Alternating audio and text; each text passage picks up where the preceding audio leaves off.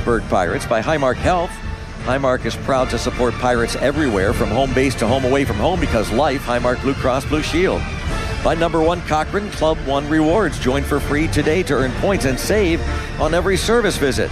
By Ford, the official truck of the Pittsburgh Pirates. And by PNC. PNC, brilliantly boring since 1865. Pirates fall to the Padres 3-0 here today, or tonight where you're listening, as the Padres salvage the final game of the series. Bucco fans, when the Pirates steal a base this season, you steal a deal at Valvoline Instant Oil Change for $25 off your next premium oil change. It's Valvoline Instant Oil Change's way of reminding you it's good to steal if you're a Pirate.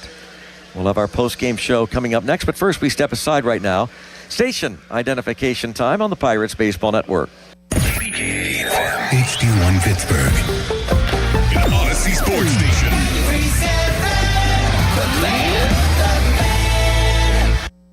And we've got more coming up from San Diego in a moment on the Pirates Baseball Network, presented by Iron City and IC Light. PNC Bank believes a consistent routine over time can take your money from average to elite. Just like in baseball, success comes from repetition.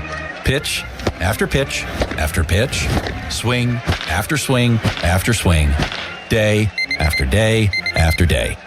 It might sound boring at first, but add that up over time and the results will be brilliant. PNC Bank, National Association member FDIC.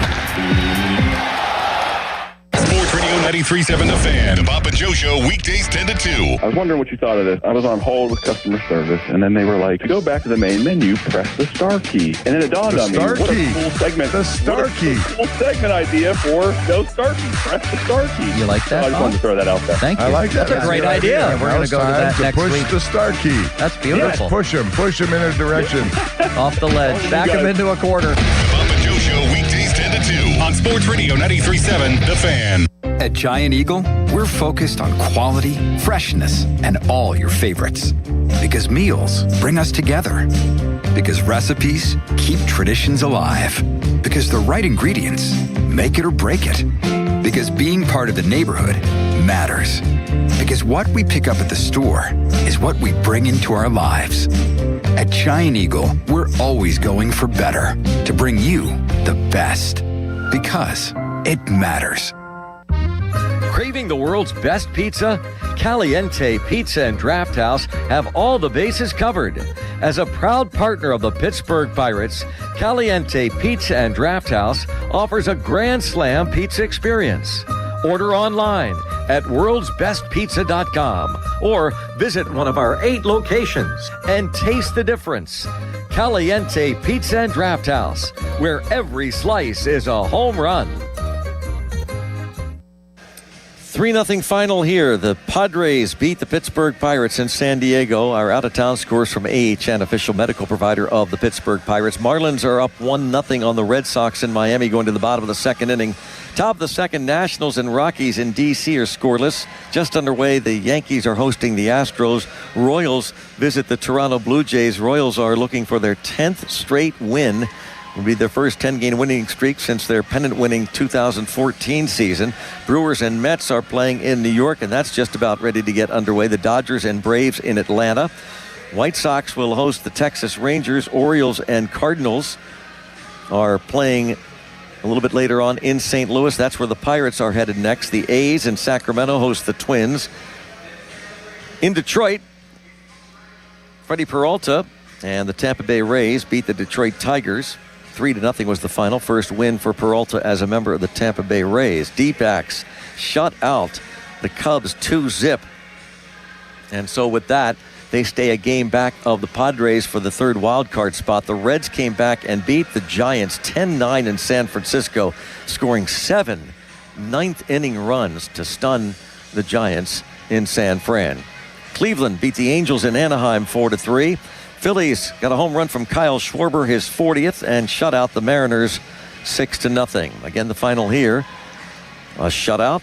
Pirates are blanked for a Major League leading 15th time and fall 3-0 in San Diego. We'll have more coming up on our post-game show just ahead on the Pirates Baseball Network, presented by Iron City and IC Light. At AHN, we see you juggling 100 things at once. That's why we made it easier to book with the doctors you need. With AHN online scheduling, you can book with your primary care provider or get time with a specialist. Visit ahn.org/schedule, answer a couple of simple questions, and search for providers, locations, and times that work best for you. Easy online scheduling. Because at AHN, we see you. That sound, that's home. When you're watching the Bucks, you don't reach for just any beer. This is Pittsburgh. We show up for our team, and we stand by our own. If you want to hit a home run in your town, drink local. Iron City Beer, brewed here since 1861. A true fan favorite. We're cracking IC Light. Clean, crisp, and built for game day in the new Stargell Stars can. So next time you're in the stands, ask yourself, are you drinking for some other city, or are you drinking for your town? It's your town, it's your team, it's your Iron City and IC Light. Iron City Beer and IC Light. Proudly Pittsburgh. Food insecurity, something nobody should experience. That's why Edgar Snyder and Associates donates $50 to the Greater Pittsburgh Community Food Bank for every double play turned by the Pirates defense this season. And so far, Edgar Snyder and Associates has donated $5,600 as the Pirates have turned 112 double plays on the year.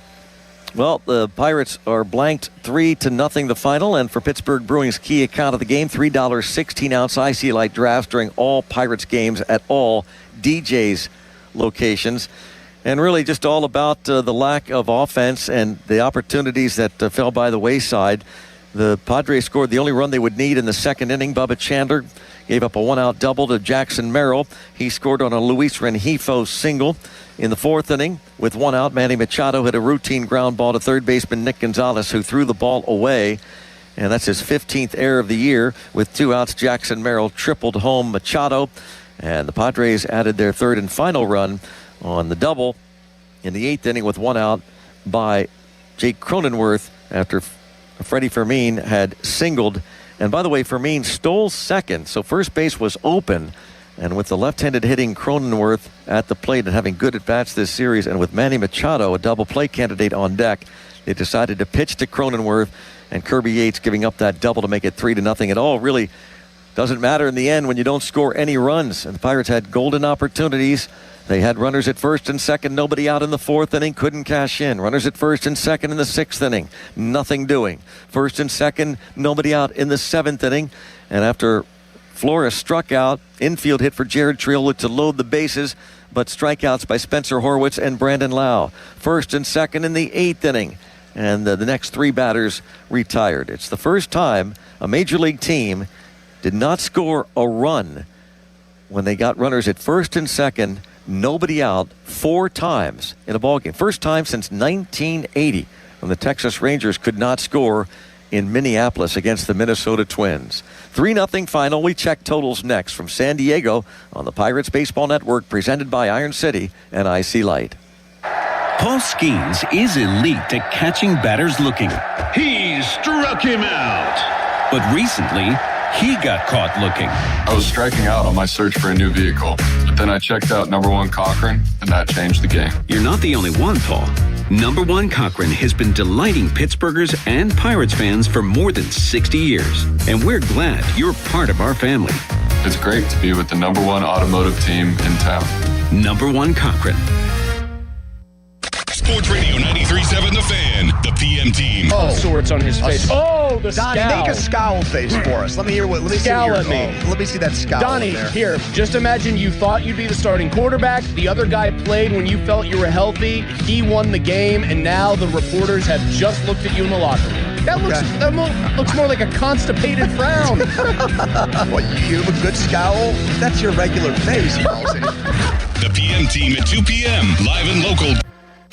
Join us for our annual Pittsburgh Pirates Hall of Fame game, Friday, September 4th, when the Pirates take on the Los Angeles Angels at 6:45. Arrive early as we honor the 2026 Pirates Hall of Fame class with a special pregame ceremony. This year's class includes Wilbur Cooper, John Candelaria, and Jack Wilson. Then stay after the game for a post-game Hall of Fame themed Zambelli Drone Show, presented by Duquesne Light Company. Get tickets and learn more at pirates.com/Hall of Fame game.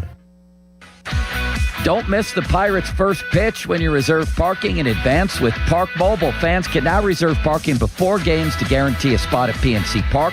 Book your spot at pncpark.parkmobile.io. You can filter parking lots by specific needs like covered parking, handicap, and oversized vehicles.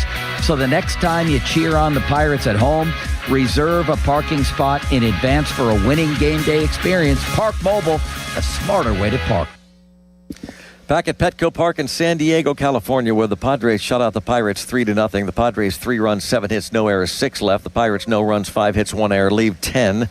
Winning pitcher, Randy Vasquez, 5 innings of 1-hit shutout baseball. He is now 10-6. Save to Bradley Rodriguez, the rookie, his second save. Loser Bubba Chandler, he falls to 6-9. He gave up 1 earned in 5 2/3 innings. Time of game, 2 hours, 48 minutes. The paid attendance here in San Diego, 40,413. The Padres are now 72-62 on the year, and they hand the Pirates their 70th loss. Pirates are 65-70, and they drop back to 7.5 out of the wild card behind the San Diego Padres. They fly to St. Louis now, and off day tomorrow in St. Louis, open up a 3-game series against the Cardinals on Friday night, and that'll be an 8:15 first pitch, which means 7:50 for the pregame. Jared Jones on the mound for the Pirates. He's 2-5 with a 4.76 ERA. So that'll do it for this trip. The Pirates fall to the Padres. They go 1 for 13 with runners in scoring position today, 2 for 30 in the series, and they are shut out for a Major League leading 15th time. Big thank you to Bill Lippis, our director in the booth, and our producer at our flagship station, Mike Kravitz. For Kevin Young, Greg Brown, thanks for being with us. We look forward to talking to you Friday night from Busch Stadium in St. Louis. Here in San Diego, the Pirates drop a 3-0 decision, take 2 of 3 from the Padres, but the Padres avoid the sweep. Talk to you Friday on the Pirates Baseball Network. Sports Radio 93.7 The Fan. The Bob and Joe Show, weekdays 10 to 2. I had a cologne that I am very proud of. I think it smells good, and everybody says I smell like pancake. It's not a pancake. He does. He smells like syrup. Did you sniff him on the way by? Yeah, I sniffed him. I have never been sniffed this much before in my life. Can you release what this? I like it. It's called House of Pancake. He does smell like syrup. It was like a dog walking and everybody was sniffing him. It was unbelievable. I miss those days. The Bob and Joe Show, weekdays 10 to 2 on Sports Radio 93.7 The Fan. Hey, Bucco fans, did you know you can save on tickets all season long with the Pittsburgh Pirates PNC Bank Visa debit card? Exclusively for PNC Pirates cardholders, we're offering discounted lower and upper level seats at select home games all season long. Visit pirates.com/PNC debit card today for details. That's pirates.com/PNC debit card. We'll see you at PNC Park. Let's go, Bucks. And he's there. He'll make the catch. The ball game is over.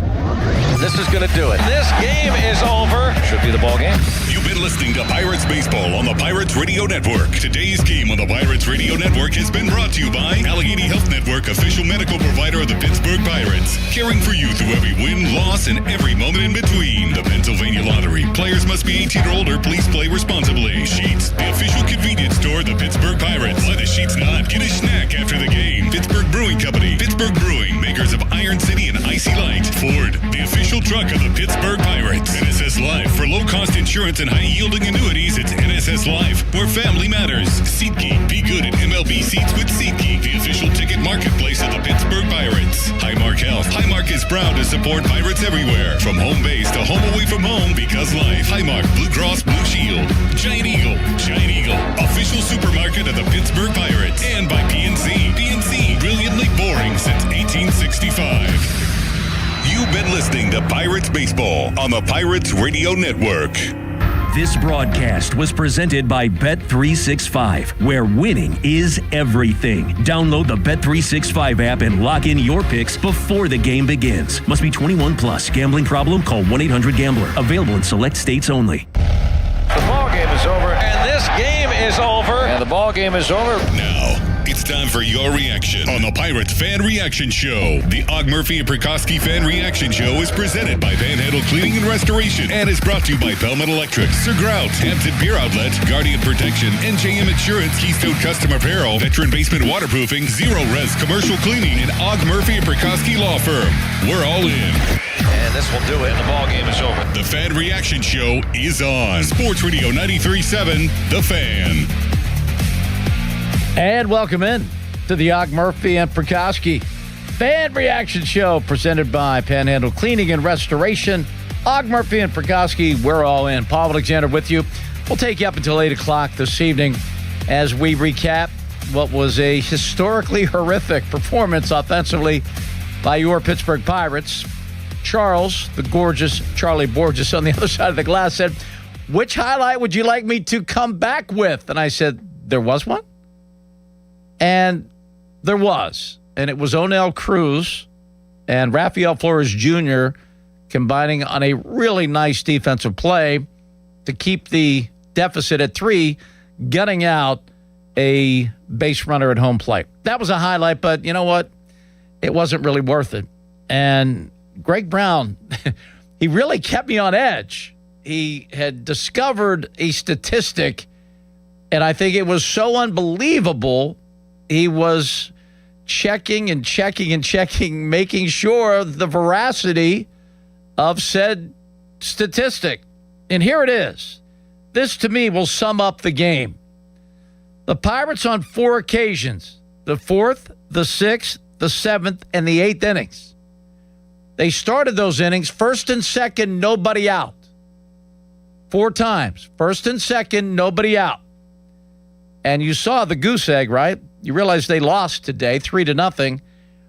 They were the first team since the Rangers in 1980, on September the 22nd of 1980, to not score a run, having done that. Now, I'm a big fan of breaking things down. I'm all about deep dives into what happened here, what happened there. The Pirates could not put the bat on the ball in crucial situations. They struck out with the bases loaded, I believe, 5 times today. With the bases full, they weren't able to make contact. This man has suffered enough, but I'm going to bring him in for a little more, and that's our good friend Kevin Young. And Kevin, my goodness, that was a rough day at the plate for the Bucs, right? Was that just not one of those things that if you didn't see it, if you weren't there to witness it, you probably wouldn't believe it? Yeah, I mean, Paul, you cannot say that anymore. I mean, you always hear in golf, if you're going to play bad golf, play quick, right? Mm-hmm. So a 2-hour and 48-minute game, and when you have base runners the way the Pirates did all game long, and it's tough because this is a time where you really could appreciate the opportunity for a sweep coming into San Diego. It doesn't happen very often, but when you have a game like this, and it's a day game after a really exciting game the night before, and what the Pirates were able to do. And Bubba Chandler, you can say, he did a really good job in that starting role as well, being able to go out there and do what he did. But the Pirates offense, as you mentioned before, it was nothing what we thought that you had a chance to actually sweep a series. They came out, missed a ton load of opportunities, and this entire road trip, as you mentioned what they did today, but the entire road trip, as we mentioned on the air, 8 for 53 with runners in scoring position. It has been one of those road trips where you just haven't had those quality at-bats that you needed, whether it be getting runners in from home plate or just having, some really professional at-bats. And so, once again, those strikeouts really tend to do some things to you. Sometimes they're grounding into a double play that ends those innings. And it was just one of those tough days that offensively that it was just hard to swallow in the timing of it all. And Kevin, they're not mathematically eliminated. A miraculous finish could get them somewhere they would love to be. But is there a certain time in the season where you realize it's just not happening? I don't think these guys have quit, but I think maybe a little reality slap in the face may have hit them pretty hard today. It just seemed that there was nothing left in the tank for those guys today that I could see. It does make it tough for a number of reasons, because the entire season we've been, just yearning for, a 7 or 8 game winning streak, and the Pirates haven't had any more than a 5-game winning streak, and that was maybe back in April, if I can remember correctly. And so when you get to this point of the season, and you have to really execute and be able to put that string together, you have an opportunity for a sweep here going into St. Louis. into the off day and maybe come out hot and finish up, which was a long road trip, the longest road trip of the year, it does give a nasty taste in your mouth. And, at some point when you're hovering above playing, 500 the way the Pirates have done all year and then drop below that in the month of August, now you're really scuffling when you have to find a way over these next 5 weeks to try to come away with 20 wins. And that's ultimately the number it probably is going to take. I mean, how do you pull away, 20 wins over the next several, weeks? It's going to be tough. And dropping games like this when you had an opportunity after another good starting pitcher performance from Bubba Chandler, it does leave a very, very sour taste in your mouth. And, looking at some of the stats coming into the game, the Pirates have the most hits of any team in all of Major League Baseball. Third in terms of runs scored. They had the least amount of runs scored all of last year. They're third this year in the majors for runs scored. They've hit a boatload of home runs. After last year, they were at 117. This year, they've already hit 158. So I don't think when we began the season, if we would have mentioned, hey, I think the Pirates are going to have a top 5 offense, which no one said before the season started. But when you have imagined, okay, if someone would have guaranteed, hey, the Pirates are going to have a top 5 offense this year in terms of hits and runs scored, they're going to have to finish probably a good bit above 500, and they should probably be in contention for maybe the division, but certainly a wild card. But here they are, so much better offensively until the last week or so, and they're not even stiffing 500 right now. Yeah, and then you always ask the question why. Throughout the course of a season, when you go through those times, there's going to be different reasons. Obviously, the first half of the season, all eyes is on the bullpen and their inability to do things. And then you started paying a lot of attention towards the second half of the starting pitching.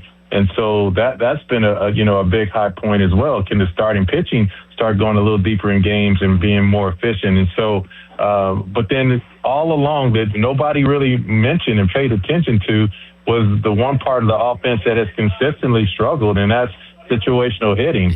You can't say enough about, the ability to have quality at bats, move runners from second with nobody out to third base, and get them in from third base with less than 2 outs. Those opportunities are always going to be there for you throughout the entire season, and that's how you sustain winning. That's how you end up winning, having winning streaks, is the ability to do that. And so what the offense has done has been great because it's picked up a ton load of hits.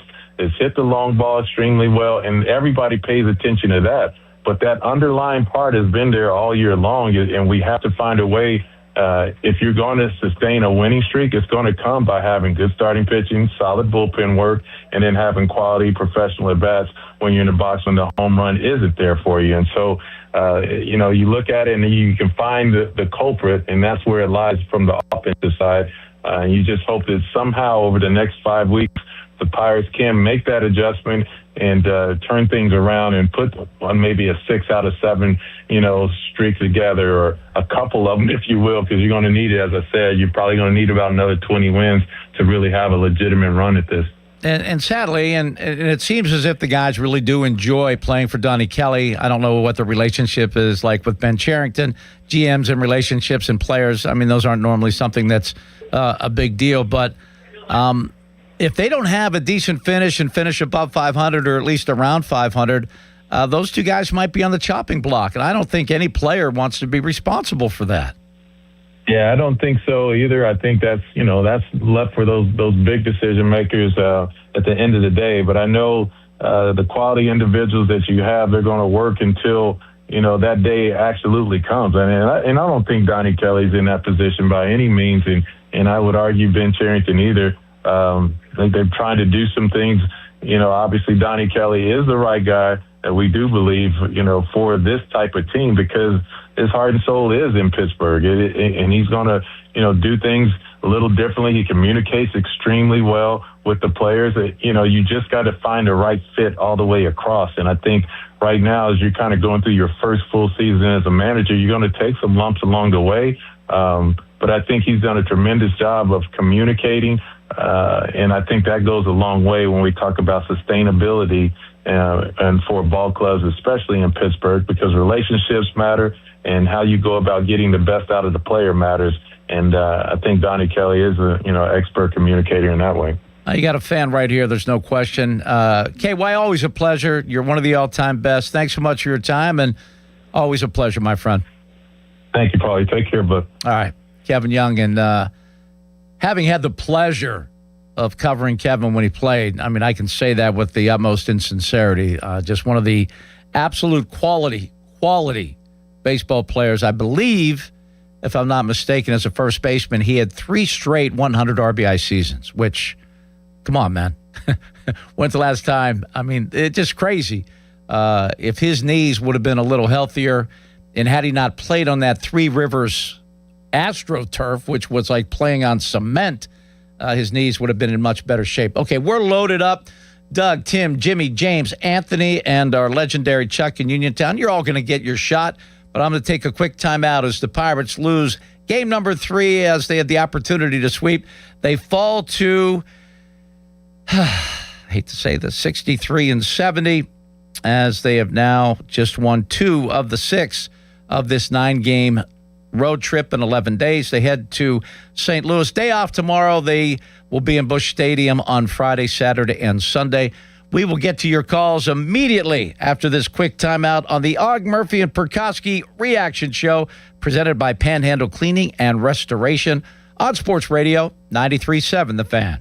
Skechers elite athlete OG Anunoby has been making history on the basketball court. Anunoby tips it in. Unbelievable. What a shot. He's been balling out in Skechers high-performance basketball sneakers, and the world is noticed. But how does OG train off the court to keep in peak physical condition? Hands-free Skechers Slip-ins Aeroburst. They help prepare OG for the physical demands of playing at a championship level. Get your pair of Aeroburst for only $165 at a Skechers store, Skechers.com, or wherever high-performance running shoes are sold. Indeed presents hires you can't afford to get wrong, like a social media manager. Did you just post our Q4 earnings to your personal social media? Oh yeah, used the trending audio and everything. That's confidential financial data. Relax. It only went a little viral. The SEC just commented with the eyeball watching emoji. This is your job for sponsored jobs. This is what happens when you don't sponsor your job on Indeed. Next time, get matched with quality candidates with Indeed sponsored jobs. Visit Indeed.com/hire now and sponsor your job today. Sir Grout Pittsburgh specializes in hard surface restoration. Whether it's tile or grout cleaning and sealing or natural stone restoration, Sir Grout will transform and renew floors, kitchens, foyers, mudrooms, bathroom showers, and countertops. They can restore the beauty and luster of natural stone with polishing and preventative stain sealant processes. Sir Grout trained technicians can even change the grout color to update the area's look and style. Call 412-960-6310 now to book your appointment. After an accident, you need an injury attorney who fights for you. Og, Murphy, and Perkowski are ready to take on the insurance companies and win you the compensation you deserve. Call 412-391-FIRM. Og, Murphy, Perkowski, the firm. We're all in. As a fitness coach, my active psoriatic arthritis can slow me down. With Skyrizi, Risankizumab Riza, I'm treating my skin and joint symptoms so I can keep moving. Skyrizi, a prescription-only injection for adults, helps me move with less joint pain, stiffness, swelling, and fatigue. And for those who have plaque psoriasis, 90% clearer skin is possible. With Skyrizi, there's no daily dosing. It's just 4 doses a year after 2 starter doses.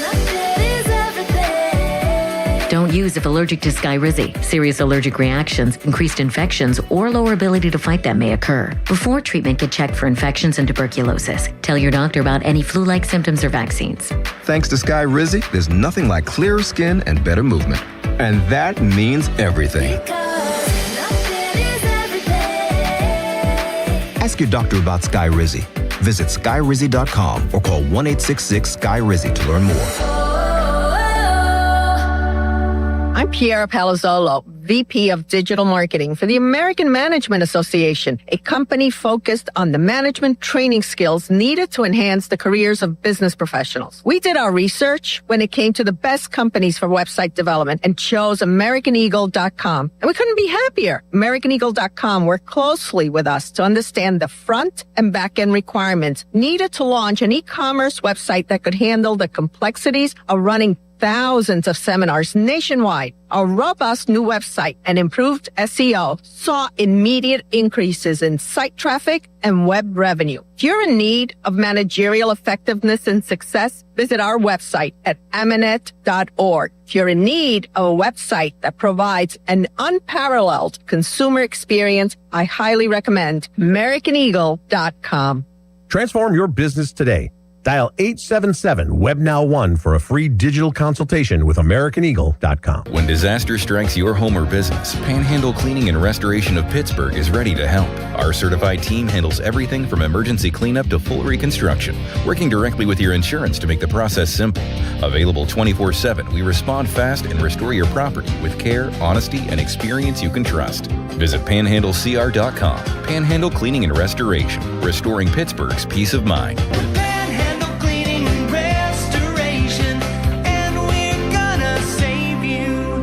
Buy one window, get a free unicorn. Just kidding. Are you tired of dishonest offers? I'm Brian Murphy, owner of Easy Home Exteriors, and we take your home seriously. If you need windows, roofing, siding, or doors, we'll give you fair, honest pricing the first time, every time. No pressure, no gimmicks. We'll give you a free estimate. You don't even need to be home. Call 412-678-7008. That's 412-678-7008. If you're lucky, we'll throw in a unicorn. Now, back to the Og Murphy and Perkowski Reaction Show on Sports Radio 93.7, The Fan. Welcome back. Paul Alexander with you. We'll take you up until 8 o'clock. Kevin Young was brought to you by Veteran Basement Waterproofing. Now we're going to state your case.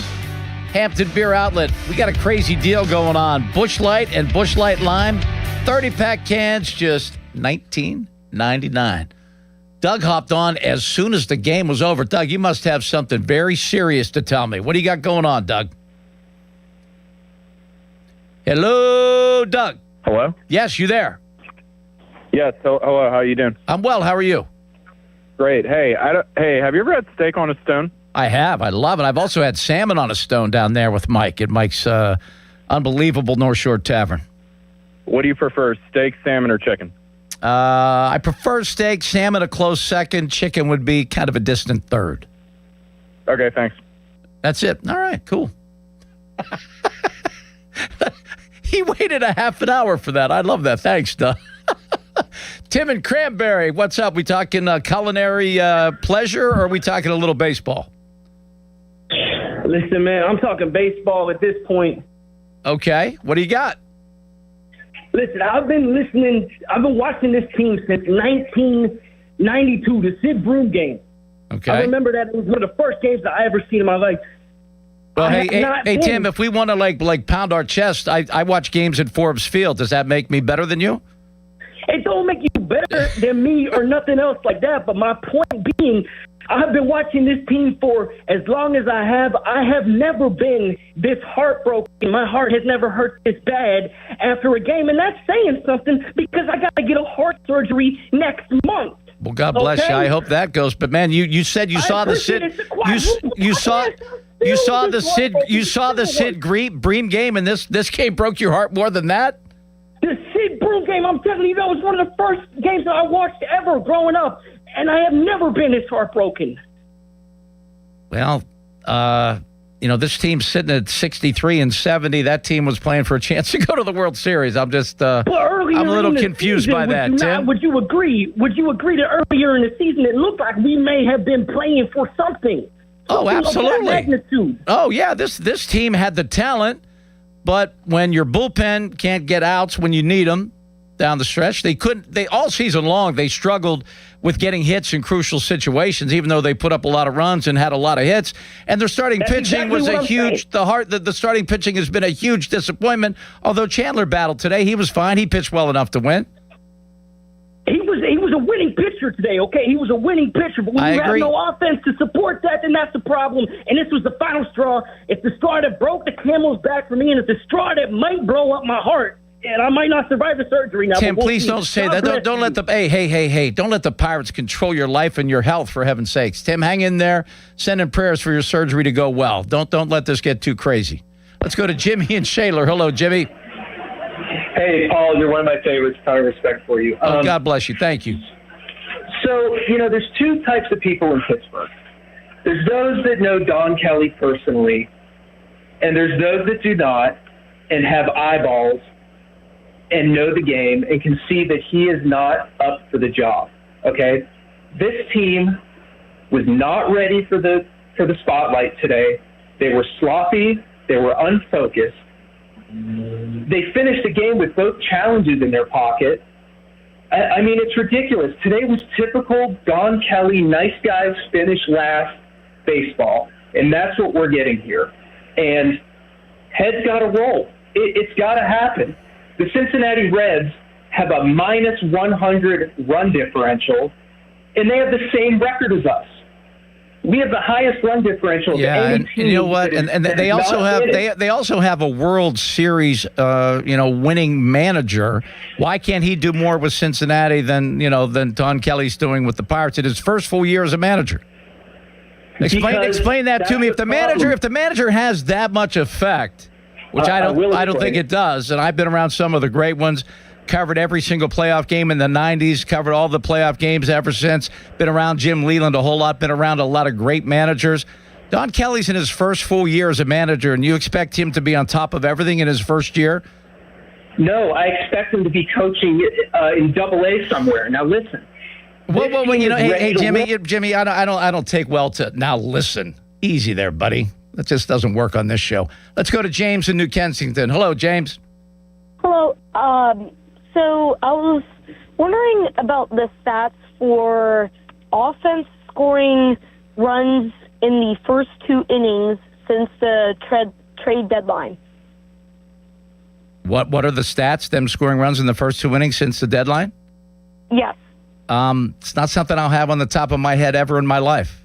Do you have that number for me? No. And also, when was the last time that we haven't scored a run in a game with, 7 or more runners in scoring position? Again, I don't know. I know that they were 8 for 53 so far in this 6-game road trip, and that's just awful with runners in scoring position. And, James, you better do your homework and get to bed, all right, young man? Let's go to John in the North Hills. Hello, John.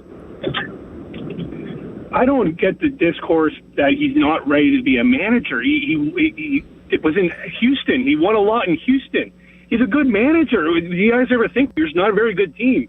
We're scoring more runs, but maybe the pitching's not doing it right. Well, when guys look at strike 3 with the bases loaded and 2 outs, and you want to put that on the manager, baseball's the weirdest game to me, John, where when a manager goes and gets a pitcher and goes to the bullpen and the bullpen arm, whoever comes in screws it up, it's the manager's fault. If he takes the pitcher, if he leaves the pitcher in and doesn't take him out and then he gives up a couple of runs, that's the manager's fault as well. There's never any accountability on the players. The players not making plays. I said in the pregame show today, the one thing I felt bad about is they put Nicky G at third base. He always finds a way to give up runs when he plays third base because he's not a good third baseman, and they desperately need. Nicky G has 51 multi-hit games. The guy belongs in the lineup somewhere because he can hit, and I'm a big fan of that. But when he gives up more runs than he generates, he can't play third base anymore. I can't stand him at third base anymore. Take him to second, DH somebody else, but do not put Nicky G at third base ever again. Had the Pirates managed to score a couple of runs and they lose by 1, I would have put it on Nicky G for that horrific throw that he just airmailed into the seats for no reason on a high chopper that Machado wasn't even running on. So there's some things that Donnie needs to clean up. But for a guy, and I covered him when he played. I covered him when he played for the Pirates. He played for the Tigers. This guy learned under Jim Leland. This guy will figure a lot of things out. I'm not going to give him a whole lot of room because, you know what, there's 32 major league managers. And, it's not something that you learn on the job, but he needs a little bit of grace, and he needs some guys to play better for him. Now, the one thing that I'm not seeing is maximum effort from his players. And you know what? One thing Donnie Kelly learned from Jim Leland, if you didn't give maximum effort, you were going to ride the pine. You were sitting down. Jim Leland told Barry Bonds the way it was, the greatest player in the league at that time. So Donnie, I think, needs to grow a little meaner. I mean, there has to be tough love. Any parent, any teacher, any coach, if you're not willing to administer tough love, you don't belong in the position. I need to see a little more of that from Don Kelly. If you're not doing the job, sit down. If you're not doing the job, next man up. And I want to see a little more of that from Don Kelly. But I'm not going to put this season, this game, or anything else on Don Kelly. I'm just not. All right, I think I left John speechless with that one. All right, Chuck, let's go. What do you got for us? Well, thanks, Paul. It's nice to have two of my favorite people. They got, first of all, KY is my favorite analyst. And he's just such a great human being. Kevin Young is one of my favorite people in the world, not even associated with baseball. He's just a great human being. He sure is. And Brownie is one of the great announcers. He takes his place, one of the great announcers. And you know what, Chuck? This game was so telling in that manner because, Brownie always remains enthusiastic and positive, almost, unwavering. Yeah. He's positive and enthusiastic. You know what? This team was so bad offensively today. They were historically horrific. And Greg Brown was a beaten-down man today in the booth today. He was so frustrated with that pathetic performance offensively that he had enough today, and I felt horrible for him. Well, I did too, but because I'm a fan, because it's inborn in me. Hope doesn't cost you anything, Paul. It doesn't cost anything to hope. I may know what the statistics are, what the standings are, and all of that. But hope, anytime you play a game, there's always hope that you can win it. But realistically, looking at this, if I had to say what was wrong, the Pirates were not George Gershwin compatible this year. They didn't have rhythm. They didn't. Different elements of the team played well at some different stretches of the season, but they didn't have that link, that cohesiveness, to put it all together at the same time. And, you get the idea. Early in the season, I know the bullpen was bad, but the telling omen was this, Paul. They didn't succeed in pivotal situations.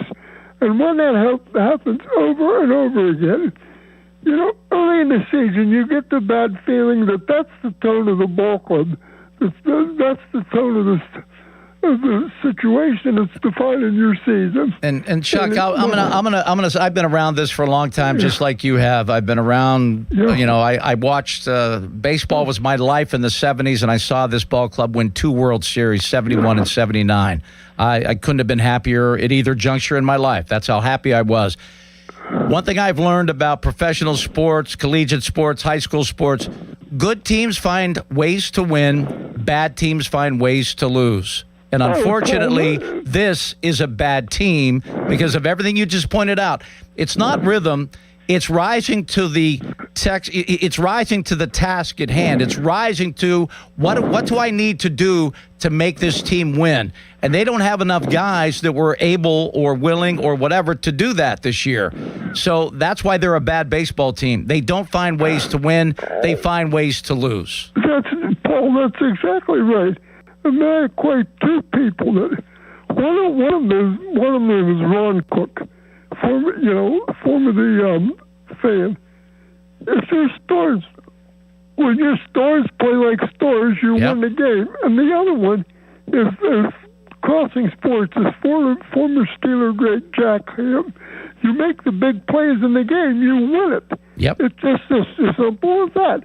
When your stars play like stars, you win. When you make the pivotal plays in the big game. But if it can be summed up like this, they just didn't succeed positively in pivotal situations. Yeah, and you know what? And I'm honored to have watched some of the greatest things I've seen from a pitcher in Paul Skeens in both his rookie year and his Cy Young. But this year, He was a star that didn't play like a star, and that's one of the main reasons they're sitting where they are right now. That may be unfair. Maybe that's putting too much on him, but he's the one that gave us those expectations because we saw what he's capable of. That's exactly right. When you, Paul, it can be summed up this way. When you succeed in pivotal situations, some are more statistical, some are more conceptual. When you succeed in pivotal situations, when you do it over and over again, early in the season, that sets the tone that you're going to have a good season. When you don't, that means you're not going to have a good season. It's as simple as that. Succeed in pivotal situations. No doubt, Chuck. And you know what? This season, and thanks so much for the call, and always a pleasure, Chuck. Thanks so much for the kind words. We learned early on, and it was consistent throughout the entirety of the season, there were so many games that they just absolutely didn't finish. There were so many games that were so winnable.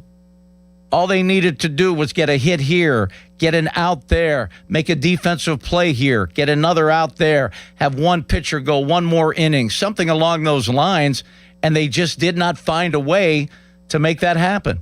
And it was very frustrating. All right, Jonah and Stuffy, we'll get back to you right after a quick timeout right here on the Og, Murphy, and Perkowski Reaction Show presented by Panhandle Cleaning and Restoration on Sports Radio 93.7 The Fan. Sports Radio 93.7 The Fan. Next to tee off. Swing for our local fire departments at the Local Fan 5 Alarm Classic on Friday, October 2nd at Moon Golf Club. Presented by First Specialty Vehicles and Equipment and powered by Bowser Chevrolet. To support local fire departments, join us for a 9 a.m. shotgun start and plenty of fun and entertainment. Brought to you by Bobkin Family Wealth Management, Oakmont Bakery, and Conchos, Minjean, Killian, and Hassan Law. And in partnership with HM3 Partners Independence Fund. Just go to 937thefan.com and search the number 5 Alarm Classic, or check out 937thefan.com on Facebook, X, or Instagram to register your foursome. From Sports Radio 93.7 The Fan. This is the story of the one. As a maintenance engineer at a beverage manufacturing plant, he starts his day knowing every line is ready to run because Grainger delivers the industrial-grade products he needs to keep mixers, conveyors, and packaging equipment moving. With Grainger's vast selection of bearings, belts, and motors, he keeps operations running smoothly, so nothing grinds to a halt. Call 1-800-GRAINGER, click Grainger.com, or just stop by. Grainger, for the ones who get it done. You're still glowing, flirting, grooving. You've still got it. But your immune system weakens as you age, making it harder to fight illnesses like pneumococcal pneumonia and RSV. Vaccines are a key part of any health routine and can help protect you from getting really sick. Ask your doctor or pharmacist which vaccines you need. See more at PfizerForAll.com. Sponsored by Pfizer. Family-owned D'Amelio's Heating and Cooling in Greensburg is now offering an incredible 0% financing for 72 months on any Carrier furnace, air conditioning, or both. Yes, that's right. 0 interest on any AC unit or furnace. D'Amelio's is also offering rebates on qualified equipment. D'Amelio's Heating and Cooling Greensburg, a Carrier factory authorized dealer. Call now 724-838-9360. Are you an adult with uncontrolled moderate to severe Crohn's disease symptoms and still packing a backup bag of clothes? Just in case? Skyrizi Risankizumab Riza can help you take control of your Crohn's. Feel significant symptom relief, including less abdominal pain and fewer bowel movements at 4 weeks. Plus, Skyrizi is proven to help people achieve remission and visibly improve damage of the intestinal lining. Individual results may vary. Skyrizi is a prescription injection medicine. Don't use if allergic to Skyrizi. Serious allergic reactions, increased infections, or lower ability to fight them may occur. Before treatment, get checked for infections and tuberculosis. Tell your doctor about any flu-like symptoms or vaccines. Liver problems leading to hospitalization may occur when treated for Crohn's. Ready to take control of your Crohn's? Ask your doctor about Skyrizi, the #1 prescribed biologic in Crohn's disease. Control is everything to me. Learn more at skyrizi.com or call 1-866-SKY-RIZZI. What do parents think of back to school at Staples, where supplies start at just 25 cents? Staples has the latest laptops with up to 40% savings. I may hug the cashier. So embarrassing. It's the most wonderful time of the year. It's a wonderful time at Staples with up to 40% off select tech. Staples. That was easy. Visit Staples today or shop online and in the app. Ends 9/12. Exclusions apply. Now back to more of the Og Murphy and Prokowski Reaction Show on Sports Radio 93.7 The Fan. Welcome back. Normally, it's really fun to attach a game highlight with our sponsors, like the electric player of the game. Who's that today? That's brought to you by Pellman Electric, cutting-edge electrical contractors covering the tri-state. I'll give it to O'Neill Cruz for his great throw to get a runner out at home. So O'Neill Cruz is our electric player of the game. Easy stat of the game. You know, you like them to be positive, but here's the easy stat of the game. They're 2-4 in the first 6 games of this 9-game road trip. They've been 8 for 53 with runners in scoring position. That's brought to you by the Easy Home Exteriors. Play of the game, Sir Grout, your local tile, grout, and stone restoration specialist. Yeah, the Cruise home, the Cruise missile. It wasn't a hit as a missile. That throw was a missile that he gunned out a runner at home. That was big time. That was our Sir Grout, your local tile, grout, and stone restoration specialist. Play of the game. Who's hot and who's cold? D'Amelio's HVAC in Greensburg. Your comfort is their business. Who's hot and who's cold? Pirates are cold. I mean, it's just... They needed to win that game today. They knew they needed to win that game. And 4 different innings. They had first and second, nobody out, and didn't put a run across. That's just unbelievable. No insurance run of the game. That would have been presented by NGM Insurance. NGM, no jingles or mascots, just great insurance. Protecting the lead, no lead to protect today. That would have been Guardian Protection, your hometown security company. And no game tomorrow, presented by Pella Windows and Doors, PellaPittsburgh.com.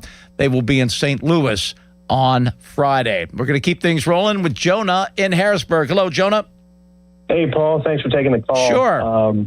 My wife and son and I were watching the game, and we have a 1.5-year-old, so we've been watching a lot of like Disney Pixar movies. And watching the game, my wife made a comment about Jacob Gonzalez and Brandon Lau, the pop-up in the infield where no one was calling banged for it, heads. but Yeah.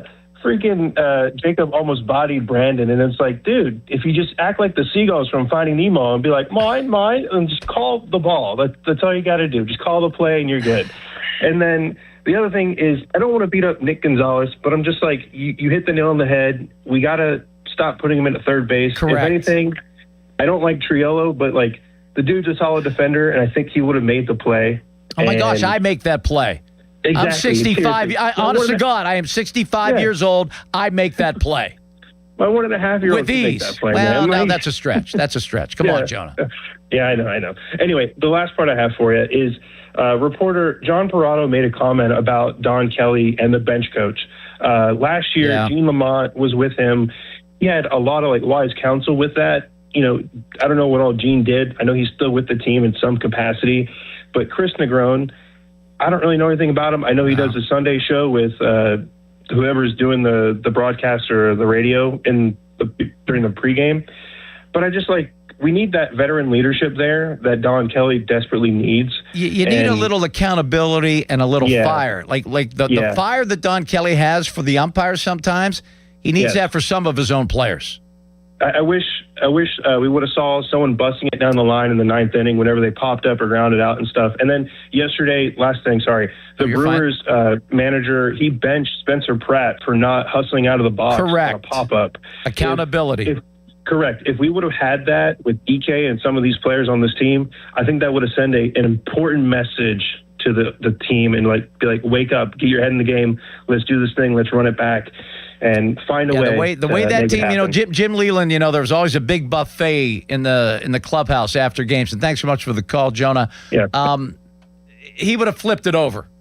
He would have flipped it over after that gutless effort that we saw today. It was a gutless effort. It really was. Let's go to Stuffy in Latrobe. Hello, Stuffy. Hello, Dan. Thank you very much for taking my call. Hey, Stuffy, help me out here. Who's Dan? Oh, I'm sorry. Is there a Dan somewhere? Hey, Dan. There's no Dan here. I'm sorry. Dan's not here. Okay, I'm sorry. I apologize. But thank you for taking my call. Sure, Stuffy.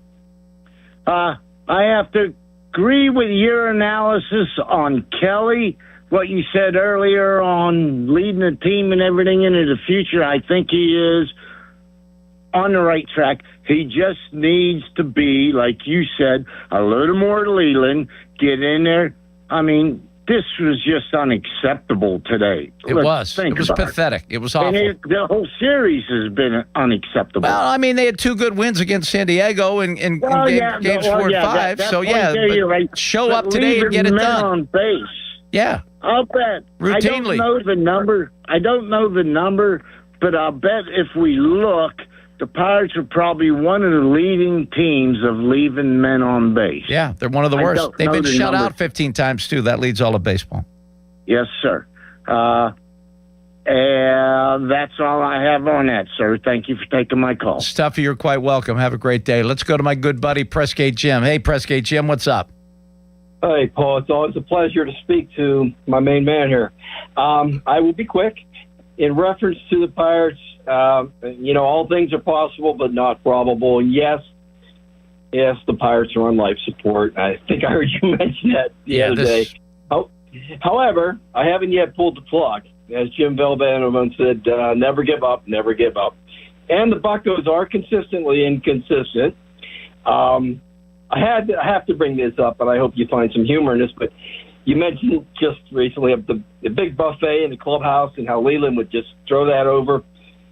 Did anyone ever mention to Marcell Ozuna, maybe yourself, maybe Donnie Chadwick, since you guys were both on it, this Awaken 180 thing?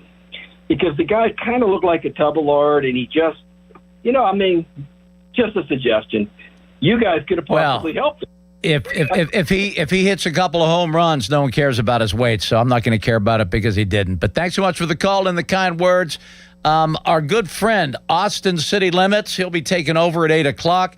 I want to thank gorgeous Charlie Borges for being the man on the job back there. That was good stuff, no question about that. Bucks lose 3-0. Day off tomorrow. St. Louis for 3 games over the weekend. The Bucks right now not sitting pretty. They're sitting at 63-70. I'm not a math guy, but they have to go 18-11 just to break 500, just to beat 500. And 500, unfortunately, is mediocre. Period. But, man, it would be fun if we had a consistently mediocre baseball team instead of a bad one. I hate to say that. I hate to be the guy that has to bring the truth now and again. But when we cheer and applaud 500 baseball, that's what it is. All right. Everyone have a great night. Thanks so much for being here with us. This is the North Shore. No, it's not. This is the Og, Murphy, and Perkowski reaction show. I'm Paul Alexander. Have a great rest of your Wednesday. God bless each and every one of you. Take care, everybody. Catastrophic injuries bring emotional strain, physical pain, and financial stress. You don't have to face it alone. Og, Murphy, and Perkowski will fight to get you the compensation you deserve. Call 412-391-FIRM today. Og, Murphy, Perkowski, the firm. We're all in. Straight Talk Wireless presents Pickup Truck Wisdom. Trust is earned. That's why I've stuck with Straight Talk. Same price as 2009 on Verizon's 5G network. Cause shoot, anyone can make a promise. Keeping it for years, that means something. Now plans starting at $25 a month with 4 lines. Find us at straighttalk.com and Walmart. Straight Talk Wireless. Straightforward. Always. Same price claim applies only to the base monthly price of our $45 plan from October 2009 to present. Did you know Skechers makes high-performance footwear for almost every sport you play? Here's what our athletes are saying. Hi, I'm pro basketball player OG Anunoby. I dominate in Skechers basketball. Skechers delivers championship-level performance. I'm WNBA's high-performance sports shoes are sold. Sports Radio 93.7 The Fan, the PM team, presented by Mike's Beer Bar. A little while longer. A little while longer now. A little while longer now. A little bit longer now. A little bit longer now. Hey, hey, hey, hey, hey.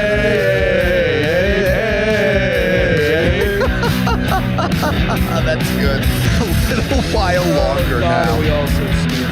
The PM team at 2 p.m. Live and local, just like Mike's. When you're hiring, have you ever felt like you're missing out on meeting truly great candidates for your roles? It seems impossible to find them, but they have to be out there somewhere, right? Well, they're not hard to find when you know where to go, and that place is ZipRecruiter. And right now, you can try ZipRecruiter for free at ZipRecruiter.com/radio. ZipRecruiter helps 10 million people with their job search every day. And because these people are actively looking for jobs just like yours, it's easy to find the right person right away. In fact, 4 out of 5 employers who post on ZipRecruiter get a quality candidate within the first day. But if you're not using ZipRecruiter, you're missing out. So see what it's like when the impossible is easy. When you go to ZipRecruiter.com/radio right now to try ZipRecruiter for free. Once again, that's ZipRecruiter.com/radio. ZipRecruiter.com/radio. Never miss out on great candidates with ZipRecruiter. Hey, it's Dan Zangrilli here to deliver a big pitch from Allegiant Community Federal Credit Union. Have you heard about their ultra-competitive first position home equity loan rate of 5.25%? That's right, 5.25%. It's been so popular, they've extended the promotion, leaving plenty of time for you to hit a home run for that big project or unexpected expense. Learn the full terms, conditions, and membership eligibility requirements at AllegiantFCU.org. Allegiant Community Federal Credit Union, equal housing lender, federally insured by the NCUA. There's electricity in the crowd, but when you have electrical problems, you need a family-owned business you can trust. Call Pellman Electric. Pellman Electric has been in business for over 25 years, and their qualified electricians can handle any project. Residential or commercial, outlet repairs in your house, to completing a high-rise office building, Pellman Electric will tackle any job. And if the power goes out, Pellman offers generator installation services. Visit them at PellmanElectric.com. You depend on electricity, depend on Pellman. Okay, hold up. What is that? It's new Tide Evo. That little white tile is laundry detergent? Yep, Tide Evo is a super concentrated laundry detergent that's built different because it's packed with 6 layers of cleaning power that fight odors, stains, dinge, and extra work. And it smells so good. New Tide Evo. Love it or your money back. Money back guarantee issued via prepaid card by mail. See Tide.com for details. It's time to get everything you need for the job from one partner. No more juggling vendors. We've got your entire job supply covered. Supply the entire job with job lot quantities of everything you need, from flooring to roofing, with access to thousands of products not available in stores. More products mean more colors, sizes, and finishes, so you can get exactly what you need to get the job done. Learn more at the Pro Desk, the Home Depot Pro. It's about time. HD1 Pittsburgh. An Odyssey Sports Station. Live from the Jim Shorkey Mitsubishi.com studios. North Huntington and North Hills.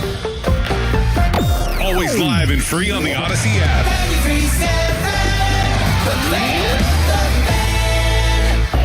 Now, fan headlines powered by Bowser Chevrolet. The Pirates fall to the San Diego Padres out in San Diego earlier by a final score of 3-0. The Pirates had runners on first and second with nobody out 4 separate times that did not score either of the 4 times. For more, go to 937thefan.com. Fan headlines are powered by Bowser Chevrolet. Now in the evening with Austin Bechtel. What's going on in here? More of the Fan Evening Show. Yeah! On Sports Radio 93.7, The Fan.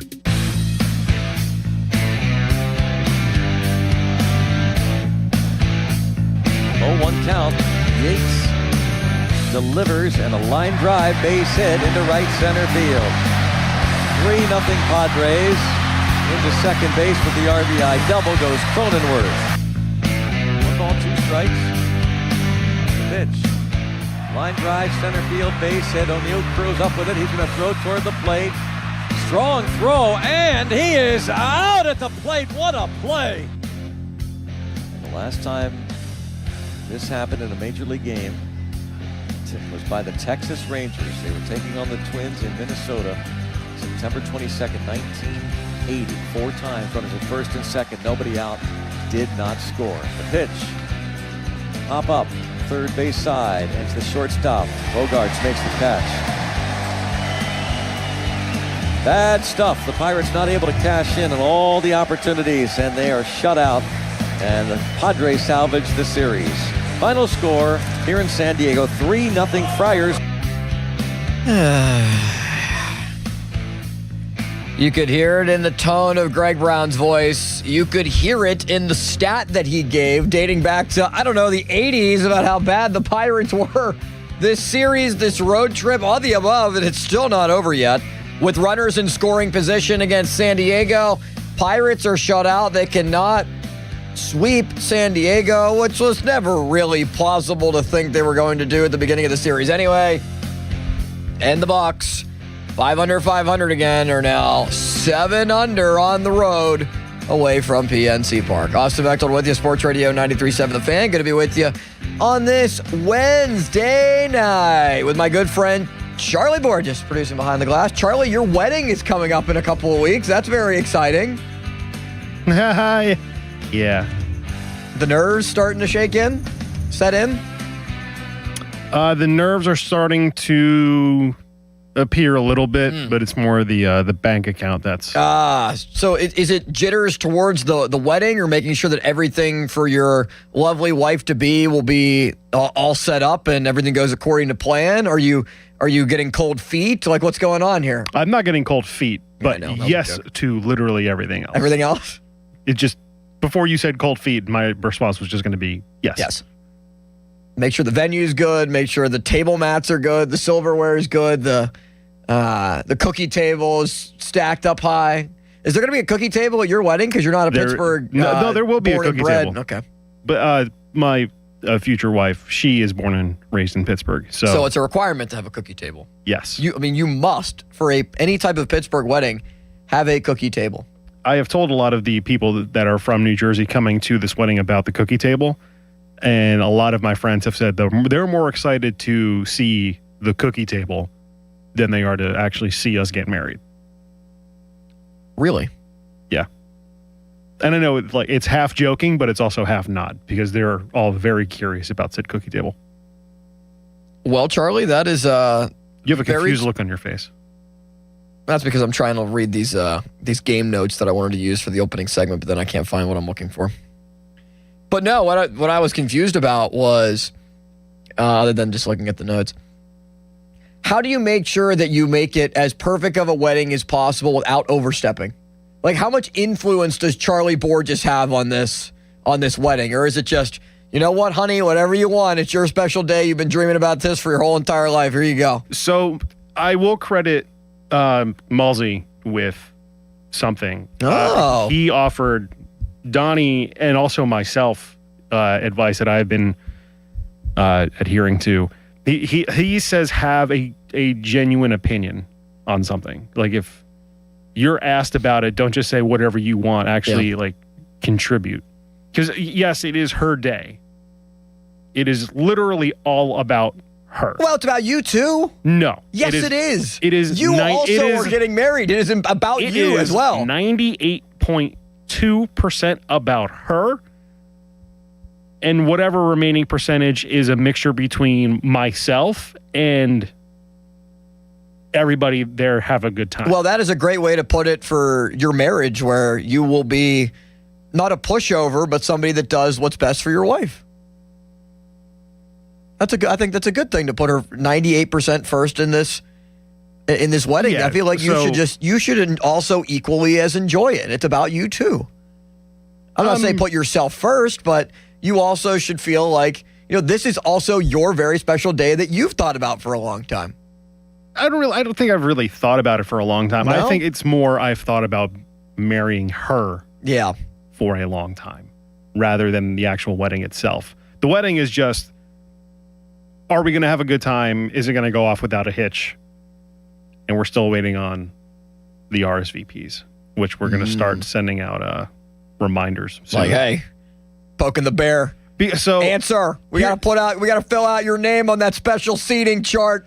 Well, it's a seating chart. It's the how many people are coming to notify the caterers. Yeah, how much booze do we need? Oh, boy.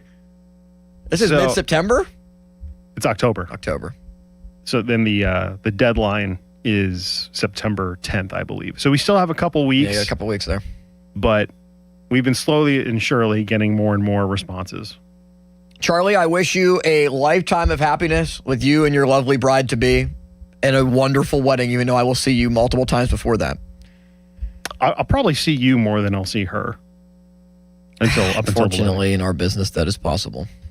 I wish you a great wedding as we transition to filing for divorce from the Pirates.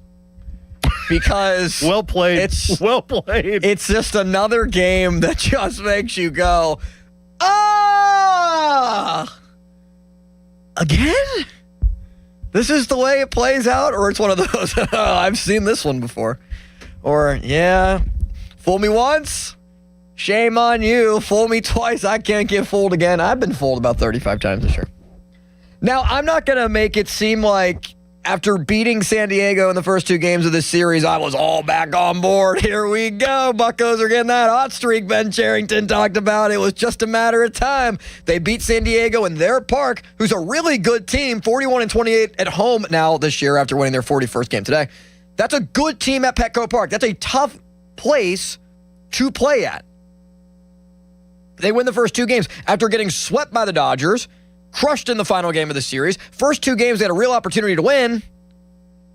And they come out today against San Diego with plenty of chances. Good outing from Bubba Chandler, 5 2/3, 4 hits, 1 run, only 3 strikeouts, but on 83 pitches. His consistency is continuing to be there. Even though now he's 6-9 on the year, he's probably going to have double-digit losses this season. Chandler is starting to mold back into the pitcher, or really into the pitcher, that many think he can be, and the talent showcases that he can be. But the main problem that I've had with this season is, and this has plagued past Pirates teams, but what makes it so much more infuriating this year is because of the talent level. Nothing clicks at the same time. Nothing does. Whether it's situational hitting, timely hitting, is the bullpen pitching well? Is the starting rotation in a little bit of a groove? Is Paul Skeens the starter that everyone expects him to be? The Pirates left 10 men on base and were 1 for 13 with runners in scoring position, including their best players, Brian Reynolds, Oneil Cruz, Brandon Lau, Nick Gonzalez, and Esmeralyn Valdez, combining to go 0 for 9. The only player, ironically enough, because everyone knows how I feel about this player, the only player that had a hit with a runner in scoring position was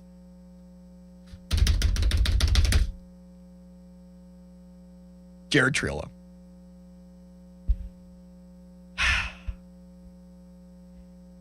This game kind of sucked the life out of you.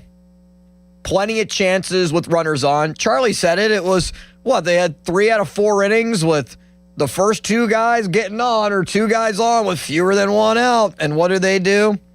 Nothing with it. They can't capitalize.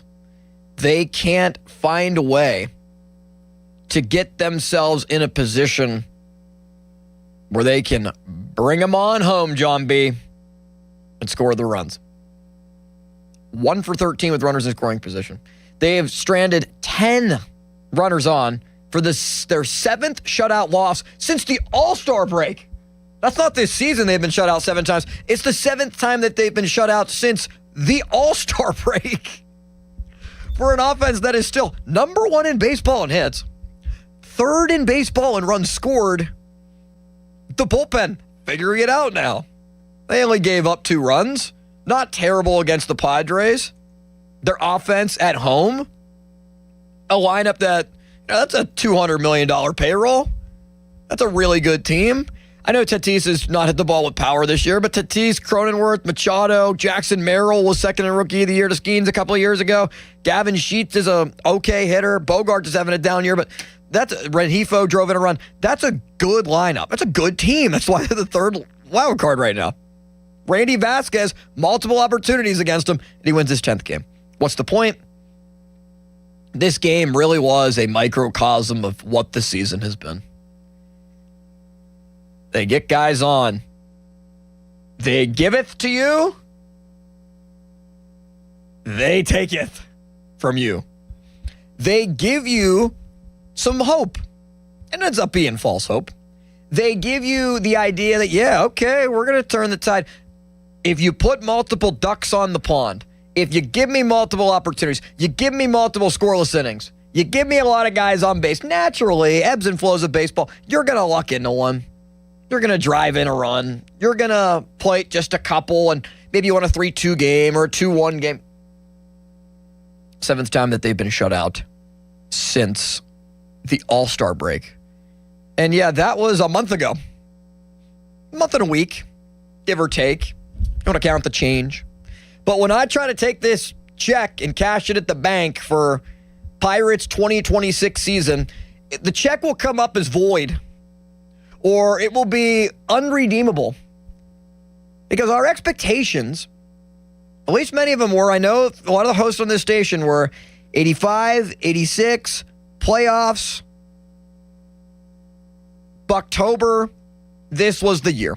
And now I'm hearing people saying, oh, well, maybe next year is actually the year. Maybe this was just another growing year for Braxton Ashcraft to figure it out. We know he's good. And another year for Bubba Chandler to get better. And, oh, Jared Jones is back. Yeah.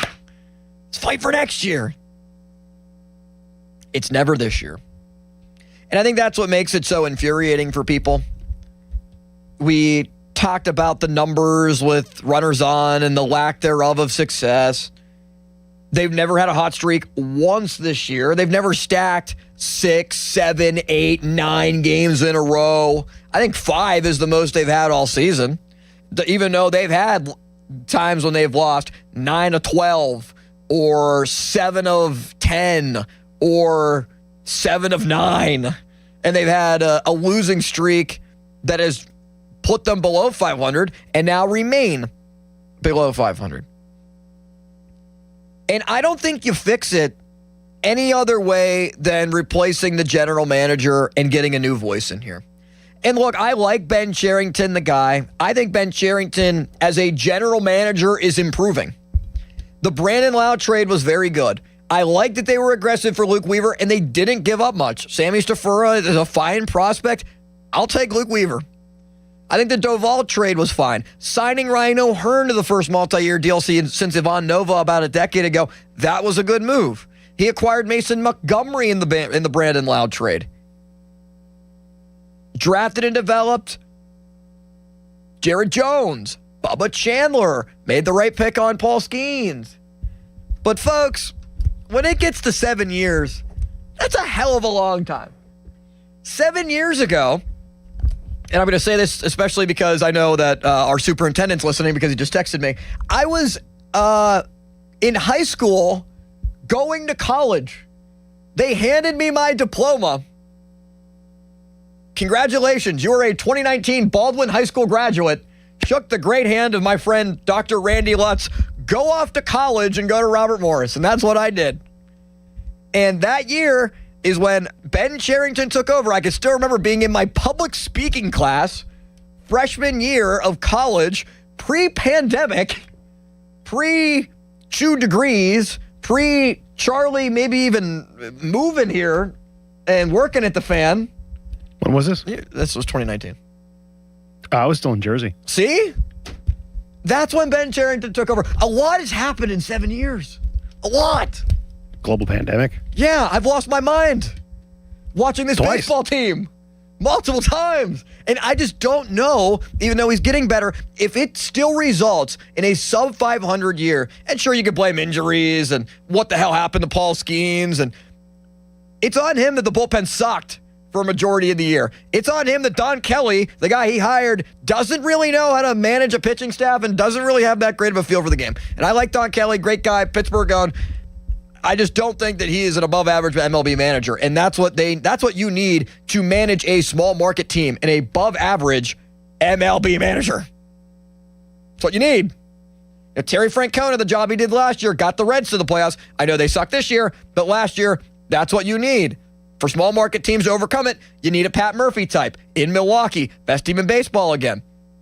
You need the type of management that Kevin Cash gives for the Tampa Bay Rays. You need something like that.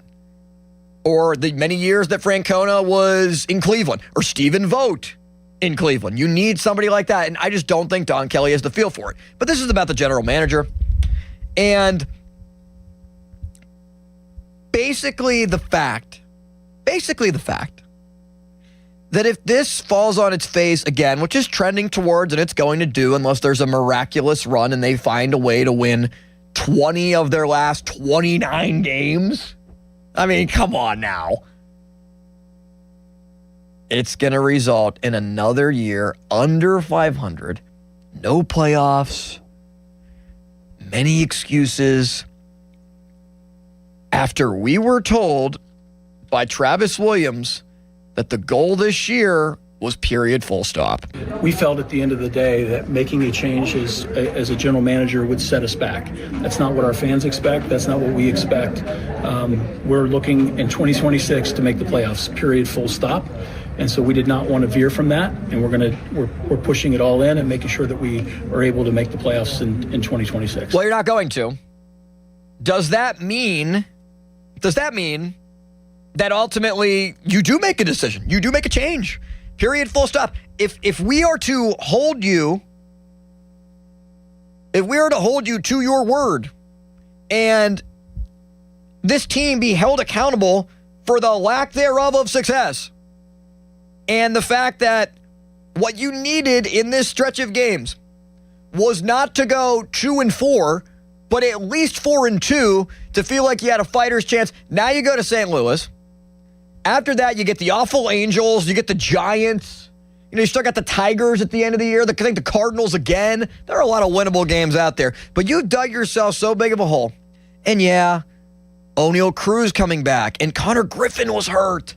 Connor Griffin coming into the year, 19 years old, overexceeded any expectation possible to be here. You couldn't have truly banked on Connor Griffin this year.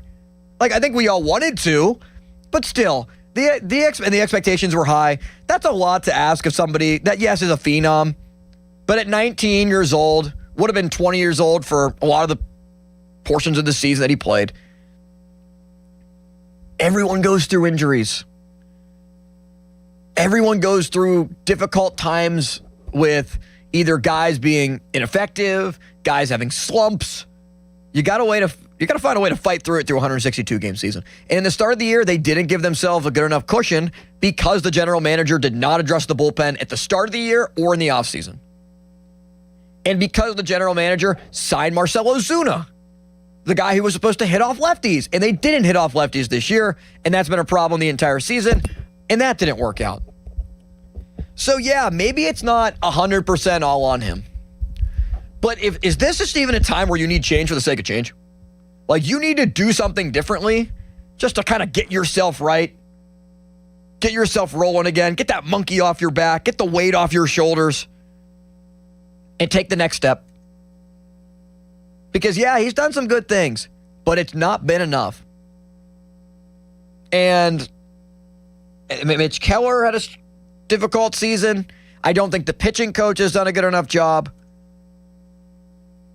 I just don't know how anyone can possibly think, and I think they're good people. I think they've done some good things. But I don't know how people could possibly think that the best thing to do here is to run it back for year 8. Because in doing so,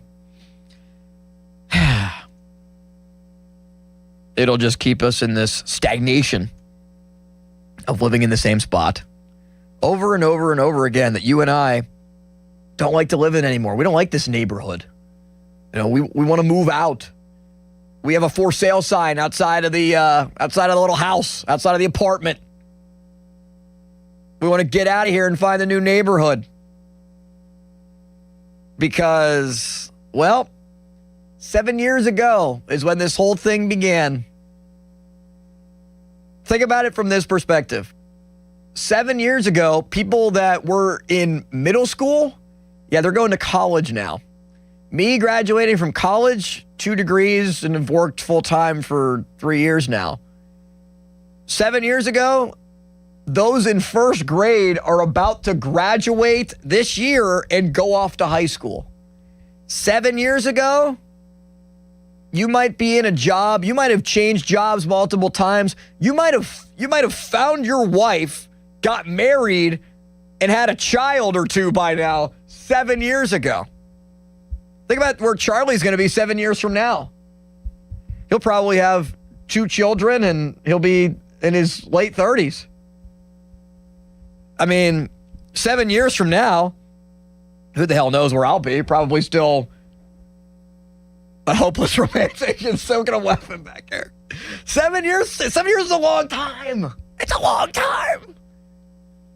And if you heard me on Sunday morning show talking about the Pirates, we talked about the 5 stages of grief. That was my depression phase of grief. You know, now it's just, how do we move forward? That's this stage of grief. Because the season's over. I love baseball, but it's not meaningful baseball anymore. There are some good things. O'Neal Cruz looks like a star. Paul Skeens looks like he might be back. Nick Gonzalez is going to finish top 5 in the National League in batting average. Brandon Lau was a great story this year. Pirates looked like they fixed their bullpen. But none of it truly matters enough. None of it is page A, the big bold letters at the very headline of the newspaper, or the headline of your website, or what we put out there as the name of our podcast. What the name of it is, 7 years, still waiting for the conclusion. Still waiting for October. It's a season that can last 7 months. But it feels like 7 years taken off our lives. 412-928-9370. Let's hear from you, and we'll hear from Don Kelly as well coming up. Nick is in Northview Heights. Hello, Nick. What's going on? Hey, Austin. How you doing? Good, man. Hey, I think you kind of touched on it in your monologue there, but this game today was really a microcosm of a lot of things that have gone wrong this season. You know, shaky bullpen. Yates has been pretty good since they acquired him at the deadline, but got knocked around a little bit today, and just didn't get the timely hits whenever they needed them. Not that they really had that many runners on base either. But, you touched on Cherington a little bit there as well, and something that popped out at me is he kind of left a move on the table earlier this year, and I don't know if you've been paying attention to some of the controversy going on in the WNBA, but you got to figure there's got to be one of these people out there all juiced up on hormones and God knows whatever else. You know, maybe they're a man, maybe they're a woman, I don't know, but maybe they got out there throwing like an 83-mile-an-hour knuckleball like R.A. Dickey. You know, they added all this velocity at the deadline for the bullpen. You put someone like that in there, it really could, shake it up and throw these guys for a loop. And, I just don't think that was something that was really on the table for them. Thanks for the call there, Nick. 412-928-9370. Look, they have not, they just did not do a good enough job in the offseason. It was banking on Johan Ramirez, who's been good this year at times, but then, Justin Lawrence, and let's make Hunter Barco a reliever. Hey, Ozar Urquidy. And some of these other guys that just had no track record, and let's overpay Gregory Soto, who also, I think, overall has been a disappointment. Like, he's had good moments. There have been good things about Gregory Soto's season, but and of course he let up the walk-off to Tommy Edman the other day, and he's just not somebody that should be pitching in high leverage, which means he's more than likely not an $8 million a year reliever when Aroldis Chapman's getting like 11. 412-928-9370. Let's talk to Brett in Oakland. Hello, Brett. Hey. Brett, you there? Yeah, hey, this is Brett with 1T. How you doing? I'm doing good, Brett. What's on your mind? Good, man. Today, games like today just make me wonder every aspect of this organization. I know a lot's been made of management in the front office, and ownership, but I'm wondering, what are they feeding these guys? It's like they got everyone on this team on the EDP 445 diet. You see that documentary? No, I have not. Oh, Eat That Pastrami 445. What? Charlie, you have any idea what that was about? Eat That Pastrami. I don't understand the reference. I don't know, but I was just like, I don't know. So I was just like, I don't know where else this call is going to go. He said also Brett with 1T. Why does that matter? Like, nobody else knows that it's 1T. Like, I did change it from right 2 now, T's to 1. Did you? Yeah, but he can't see that you put 2 T's. Yeah, but I'm letting him know that I did, so he can sleep well at night and eat pastrami all the time. I don't know. Okay. Paul in Washington tries to get us back on course. Paul, I don't know if you're the best guy to always get us back on course, but you always make me feel like I'm eating a 4-course lunch every time I talk to you. Well, I'm going to tell you something, City Limits. Let me send a message to Brett with one T. I hope with that pastrami sandwich you got Russian dressing, Swiss cheese, and some coleslaw on it, and a good kosher dill pickle to go with it. Because if you don't, it's defeating the purpose. But that's not why I called Brett with one T. I called to talk to City Limits, the aspiring, soon and fast-climbing host of The Fan. And the gorgeous one, gorgeous Charlie Borges. Today was a prime example of all the reasons why Ben Cherington should be fired. It shouldn't even wait till after the end of the year. And Don Kelly should be banished from ever coaching a baseball team. Banished? Except maybe the Little League in Mount Lebanon. What is this, Survivor, Paul? He's getting voted off the Pirate Island. He should be voted off. And I heard that knucklehead. There's two hosts on this station, and they will remain nameless. But they think that they're God's gift to sports. One of them thinks that he's got every big word in the English dictionary, and that's his purview. And the other one thinks that, you know, he's the greatest thing that ever came on to sports. Well, let me tell you something. Wow, you didn't name them, Paul, but you sure did just try to describe them in your own thoughts. I mean, I don't have to say anymore. One of them might have a gym out by Fox Chapel. I don't know. But anyhow, Don Kelly is no Jim Leland. Don Kelly couldn't hold Jim Leland's jock strap. Don Kelly doesn't have a mean bone in his body. He don't know how to chew a guy out. Nick Gonzalez should have been taken out of that game as soon as he threw that ball away. That was awful. What the hell was he doing? He had all day to throw that ball down the line, you know, not rush the throw, and it just completely was not. It wasn't even close to first base.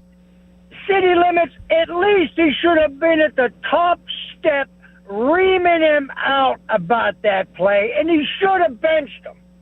Well, I mean, Paul, I don't think Don Kelly, he may know a lot about baseball, City Limits, but he knows nothing about running and managing men. Well, Paul, you can't just ream them out in the middle of right after the play. If you're going to do that, it's got to be in the dugout. It's got to be in the dugout. You can't just start a scene against your own player, or else it turns into a scene I used to watch on the show One Tree Hill, when the whole team just starts brawling with each other on the basketball court. Charlie, you know what I'm talking about. What, City Limits? I've seen Jim Leland do it to players. I've seen Tony La Russa do it to players. Lou Piniella do it to players. Billy Morton do it to players. Sometimes you need to kick these guys in the gluteus maximus and let them know who's running what. Because these guys are a bunch of namby-pamby, good time Charlie rock and roll. They're afraid to be offended and told how good they're not that good. We don't have a guy on our team that can bunt. There's nobody on our team that can. I think that's a whole different. I think that's a completely different story compared to Don Kelly and his ability to manage. It's just a prime example of Don Kelly's ineptness. That they don't do the little things right. You're saying, Paul. Exactly, and that's a reflection on the manager, because Don Kelly is nothing more, and it pains me to say this, but he hasn't proven me wrong. He's got more nicknames for players than Derek frickin' Shelton had. And every single nickname that Derek Shelton used, Paul? With Chappie and Scotty Too Hottie? I'm tired of hearing about Tree and Gonzi and Smacky and Hacky. I don't give a rat's behind about their nicknames. Call them what they are. You should have called Nick Gonzalez a knucklehead. Sit your butt on the bench, and maybe you'll play sometime next week. These guys are mailing it in. That performance today warrants Don Kelly being fired by Friday morning, and Cherington never being shown another major league organization in his life. I would go as far as to say, bring in John Wayner. At least I know he'll get in somebody's face. And maybe Bob Walk could be a GM, because he can't do no damn worse than Ben Cherington. City Limits, have a good night. Paul, are you coming to the Baldwin Wiffle Ball playoffs this weekend? Oh, he hung up. I'm sure he'll call back to answer that question. Speaking of a big supporter of just all things in general, our friend Stephen Latrobe is on the air with us right now. Hello, Steve. Do you happen to be going through a Wendy's drive-thru right now? I am not, but I'm not sure how I follow that up because I think my blood pressure went up just listening to it. It's fairly impossible to be able to follow Paul in Washington sometimes. Well, okay. Here's my takes on it. 0 for 14 the last 6 games with multiple men on base, 1 out or less. We are and we've been shut out 15 times. Steve, I think it was 0 for 14 with a runner at third with less than 2 outs in this series. Second and third. I'm sorry. And then, at least somebody at third. But yeah, I get your point. And 0 and 15, we're been shut out 15 times this year, the most in Major League Baseball, and we lead the league in strikeouts, Austin. I mean, I don't care about. Well, we're leading in hits or we're third in run score. Our situational hitting sucks. It's awful. And how can you strike out that many times with people in situations where you know you got to move them over, put the ball in the air, get it to the outfield, do something constructive, and quit trying to be a hero and help the team. Yeah, Pirates have the most strikeouts of anybody, 1,278. The Cincinnati Reds are in second place. The team that has struck out the fewest is the Tampa Bay Rays, 930. So the Pirates have struck out over 300 more times than the Tampa Bay Rays have. That is hard to fathom, man. I do. And think about the situational hitting, Austin. We saw it in person whenever we were at a game after O'Hearn doubles down the line, and then he just left stranded there. There's nobody out. This team is just maddening. I mean, they all try to play hero. They don't hit the ball to the right side of the infield with someone at second or third. It's just maddening, Austin. It's just maddening. Yeah. That's it, but it's maddening. It's frustrating, Steven. It's been frustrating all year. That game that we went to, and I know I've talked to you about it before, that might be the game that completely ended everything. I think the Cincinnati series was really the nail in the coffin for them. And even like before the trade deadline, that's what ended their season. And the trade deadline was just kind of some false hope and was trying to, bring them back after the divorce papers were already filed and giving it a second chance. We're just trying to throw more resources into it, and here's a trip to Aruba, and here's more opportunities that we have to make things better. That's what the acquisitions and the bullpen were after the trade deadline, after things were pretty much already settled. And I feel like that game, though, that we went to was the one that was part of the spark plug for it, for the downfall. Well, and also on top of that, the way I look at this team right now, buddy, is they were for most of the year they were that freshman or that sophomore that bloomed, that girl that bloomed, and everybody was like, oh my gosh, and they became so enamored with her. Yep. That's because she had too much makeup on, and they didn't get to go down and see the surface and see actually what was behind it, which is they can't make contact, they live off the long ball, and their situational hitting is terrible. Steve, always appreciate it. Talk soon. All right, buddy. And that's Stephen Latrobe. Charlie, you had something to point out? Paul did call back. Of course. He will not be attending the Baldwin Wiffle Ball playoff. Wow. However, it's finally been scheduled, by the way. He wanted me to say 2 things. He is working. That's why he cannot attend. Okay. And the second thing is, at least he knows the manager of Baldwin Wiffle Ball will yell at his players when he needs to. I've gotten better at that. I can't see you yelling, though. Nah. I mean, there was one year where there was just like a horrendous play that was made that I was just like, oh, and I had to contain myself from not saying anything. You were. And then one of my guys was like, yo, just don't say anything. Like we get it, we know. We had some plays like that in Vermont in our playoff game that we lost. We had so many errors and just didn't play well, and I was just like, well, just going to learn to keep my mouth shut. That's one thing that you got to learn, Charlie. Whether it's sports, whether it's family, whether it's girls, whether it's bad situations, sometimes you just got to know when to keep your mouth shut. I do think I've been with the same woman for the last 8 going on 9 years. 412-928-9370. Pressgate, Jim, and Eli, you're coming up next. We'll hear from Don Kelly as well. Jarrett Bailey, my buddy from Behind the Steel Curtain, will join the show. Coming up at the top of the hour as well as we talk some Steelers. Plus, something that used to be great and awesome and you look forward to every year has now been canceled for good. What is that? We're going to dive into that in the next hour as well. 412-928-9370 as we continue to break down this Pirates loss. We'll hear from Don Kelly in a moment on the Fan. Now, Fan Headlines, powered by Bowser Chevrolet. The Pirates were losers today against the San Diego Padres. Final score was 3-0. Runners on first and second with nobody out 4 separate times for the Pirates, and they did not score. First time that's happened, according to Greg Brown, since 1980. For more, go to 937thefan.com. Fan Headlines are powered by Bowser Chevrolet. The Motor City Madman, Ted Nugent, hits the stage at Timber Rock Amphitheater on Friday, September 11th. Experience blazing guitar, high-energy hits, and an unforgettable night under the stars. Ted Nugent Live. Tickets are on sale now at timberrockamp.com. Don't miss Ted Nugent Live at Timber Rock Amphitheater, Friday, September 11th. Another Drusky entertainment event. Hi, I'm Julie Bologna, and I used to bring you the weather forecast to help your family navigate your day. Now I want to help you with the forecast to navigate your life as we age. At Julie & Gray Associates, they have helped thousands of families prepare for the future. Their certified elder law attorneys can help you with important life decisions involving long-term care, asset protection, tax planning, and avoiding probate. Visit grayelderlaw.com. Hockey is a passion for fans of the sport, but also for the youth who fall in love with the game. With the ever-increasing cost of participating in hockey, many families face financial challenges.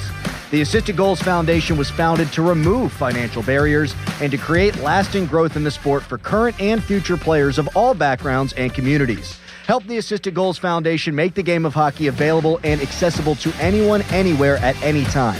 You too can provide an assist. Donate today at assistedgoals.org. The Colonel's cooked up a new $10 bucket of the day just for you. Monday, 10 wings for $10. Tuesday, 8-piece fried chicken for $10. Wednesday, 8 tenders for $10. Thursday, 10 wings for $10. Friday, 24 nuggets for... Ooh, you guessed it, didn't you? $10. Finger licking machine. The $10 bucket of the day deal. Every weekday. Only at KFC. It's finger licking good. Prices and participation vary while supplies last. Not available on third-party ordering platforms. Tax extra. Finding great candidates to hire can be like, well, trying to find a needle in a haystack. But not with ZipRecruiter. Its powerful technology actively finds and invites qualified candidates to apply to your job. So while other companies might deliver a lot of hay, ZipRecruiter finds you the needle in the haystack. See why 4 out of 5 employers who post a job on ZipRecruiter get a quality candidate within the first day. Try ZipRecruiter for free at ZipRecruiter.com/team. That's ZipRecruiter.com/team. ZipRecruiter. Summer means a whole lot of extra miles. Last place you want your engine to give out is halfway to nowhere. That's why every oil change at Valvoline Instant Oil Change includes an 18-point maintenance check. Valvoline Instant Oil Change. Change wisely. Target Freight Management, empowering Pittsburgh area businesses like yours to conquer the complexities of modern supply chain management. A trusted leader in logistics solutions, backed by years of industry experience and revolutionary thinking. Efficiency, flexibility, visibility, and reliability. And all right here in Pittsburgh. Target Freight Management, exceeding customer expectations using first-in-class technology. Move your product regardless of size with Target Freight Management. TargetFMI.com. TargetFMI.com. Homeowners, if your home needs a new roof, call a Platinum Preferred Roofing Contractor. Owens Corning only selects the best 1% of all its dealers, and JP Roofing and Signing has earned that honor. They've accomplished this through hard work and customer satisfaction and offer the best warranty in the business. Homeowners receive $500 off any roof or siding installation. Ask about 100% financing, no payments for 18 months, and free estimates. All that, JP Roofing and Siding. Give them a call at 412-829-7711. That's 829-7711. Because we have lawyers in all 50 states, I see lots of lawyers' ads. Most seem to be bragging on results, but are they true or misleading? For example, in some cases, a firm may try a case even though the at-fault party has no lawyer, then brag in the ad about their results. My son Matt got one for nearly $50 million, but we never collected one dime. Some lawyers may say they got a result even though they were sitting second chair at a firm like mine, and even though they had little to do with it. Happens all the time. All that glitters is not gold. At Morgan & Morgan, our results are real. Visit forthepeople.com and go to settlements and verdicts to see for yourself what your case may be worth before you hire a law firm. Do your homework. Fact check. It's easy and too important not to. Morgan & Morgan, forthepeople.com. Injured? Dial pound law or visit forthepeople.com for an office near you. The first ever Infiniti QX65 feels unstoppable. In a world that is frozen in its ways, this sporty fastback SUV never stops moving forward. Turbocharged performance, intelligent all-wheel drive standard, ProPilot Assist 2.1. This is a ride beyond the expected. This is unstoppable progress. Discover the first ever Infiniti QX65 at InfinityUSA.com. 2027 QX65 expected early summer 2026. Want more cash? You can get a $450 bonus after your first 45 deliveries with Uber Eats. That's $450 for early morning Mel and $450 for weekends only Omar. Whenever you deliver, sign up and do it with Uber Eats. Complete within 14 days of sign up, ends 11/1. Terms apply. See app for details. Purchasing a new fire truck or equipment can strain a volunteer fire department's limited budget. First Out Specialty Vehicles and Equipment in Moon Township has been supporting firefighters for 25 years with state-of-the-art vehicles, equipment, and advanced technology, and they're run by volunteer firefighters. First Out Specialty Vehicles and Equipment is asking other businesses to join in supporting the Fan 5-Alarm Golf Classic at Moon Golf Club on October 2nd.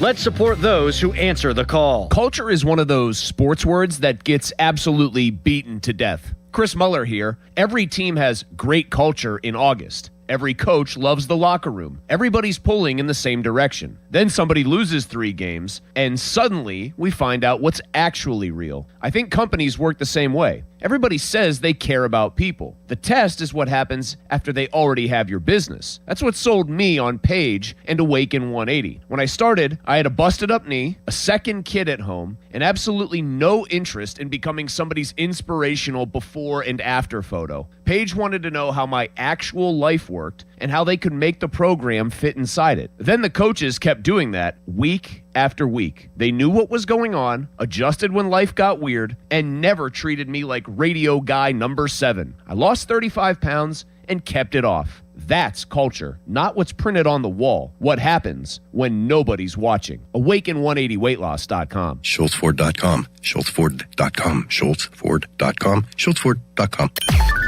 Text us on the Edgar Snyder and Associates text line at 412-928-9370. Edgar Snyder and Associates reminds you to text responsibly.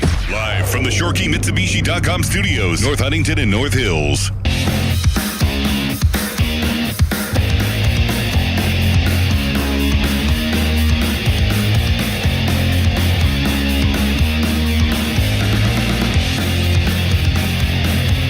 Another bad thing that occurred that was announced during the game today. Really odd timing of this. Hannah Mears was the first that I saw report it, but the Pirates told all their beat writers and reporters. Endy Rodriguez today, the versatile catcher for the Pirates that could also play some first base. Just an overall, I think, solid player.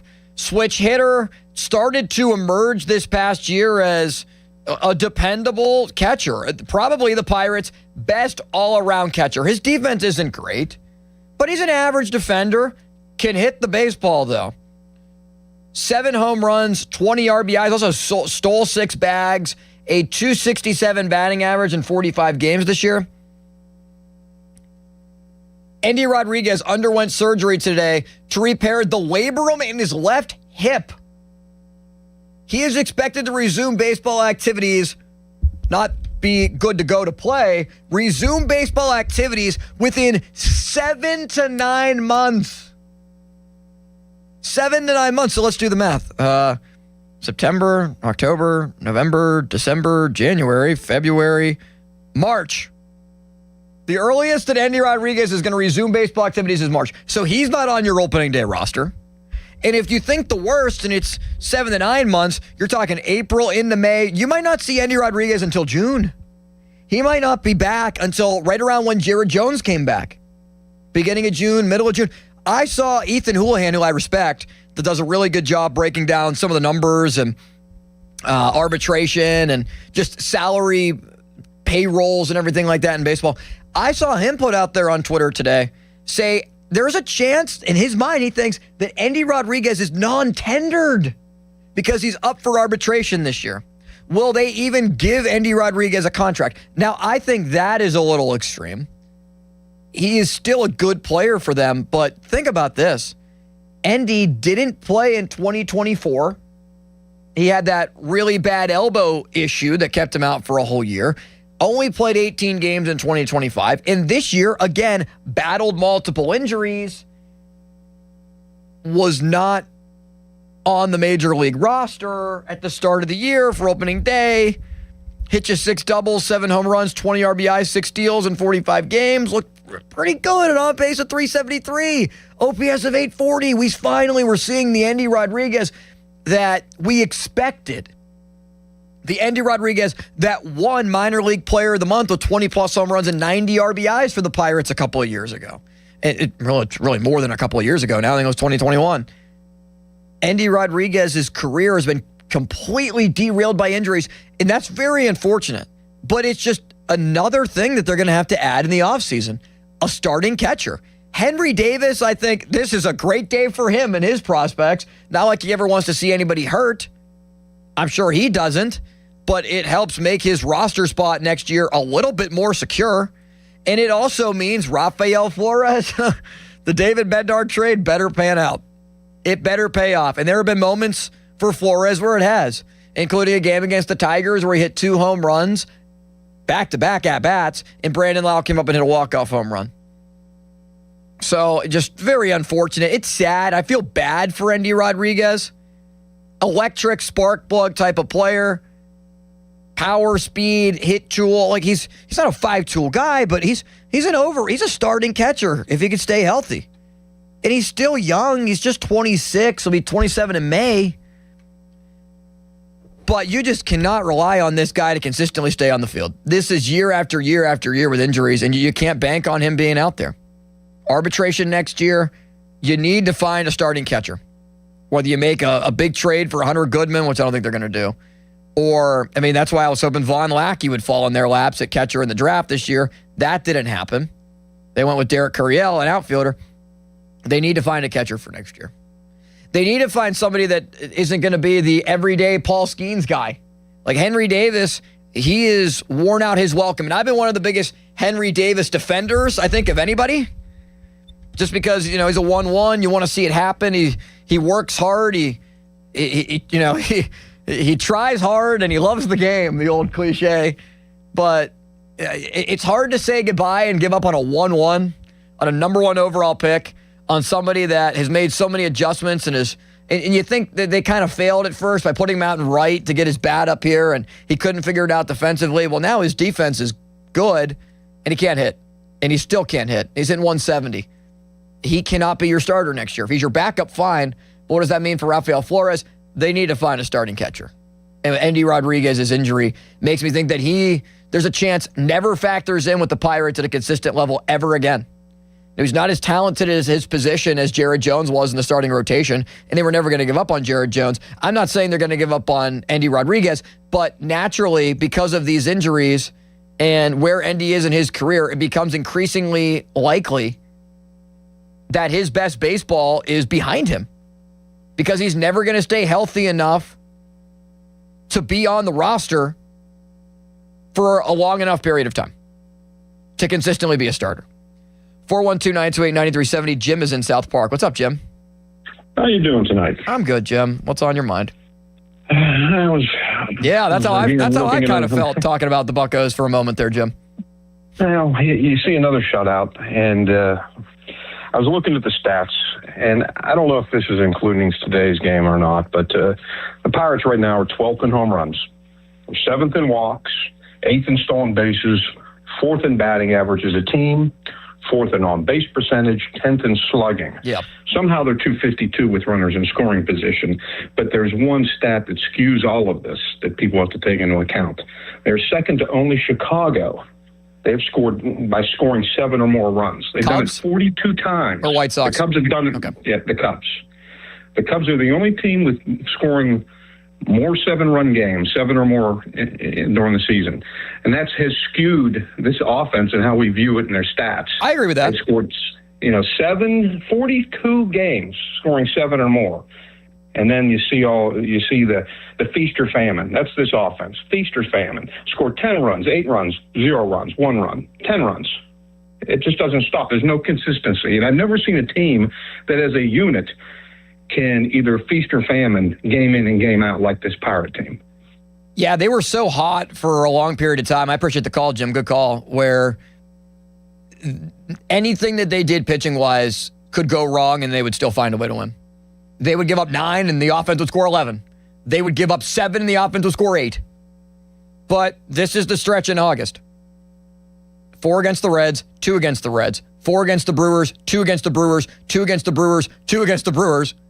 4 against the Mets. Then they beat the Mets 9-0. 1 against the Mets in an 11-0 trouncing. Against Miami in your first 2 games of that series, you score 2 runs, and they were in game 2. You get shut out in the first game. You get shut out against Boston on a Saturday afternoon. You score 5, 4, and 4 against the Tigers. Not bad. Dodgers, 4-3, and then shut out.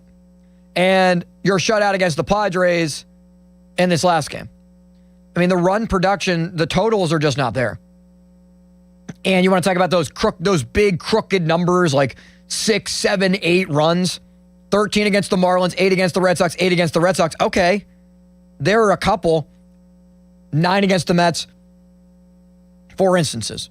So there has still been some big totals out there, but not nearly as many as we've seen in the past. Let's talk to Matt and Ross. What's going on, Matt? The team is bad at this point. It's so bad that I don't know how they're going to continue selling tickets. I mean, I've already stopped buying them because the tickets are too expensive, first of all, and every time I go out, there's too much. No, looks like Matt hung up on himself. Let's hear what Don Kelly had to say postgame. Amount of opportunities you guys did have. Yeah, frustrating, and we did have a lot of opportunities that we have to capitalize on. Runners in scoring position, we got a lot of guys on early. First 2 guys of an inning, and it is frustrating when you don't come through, and we needed to there.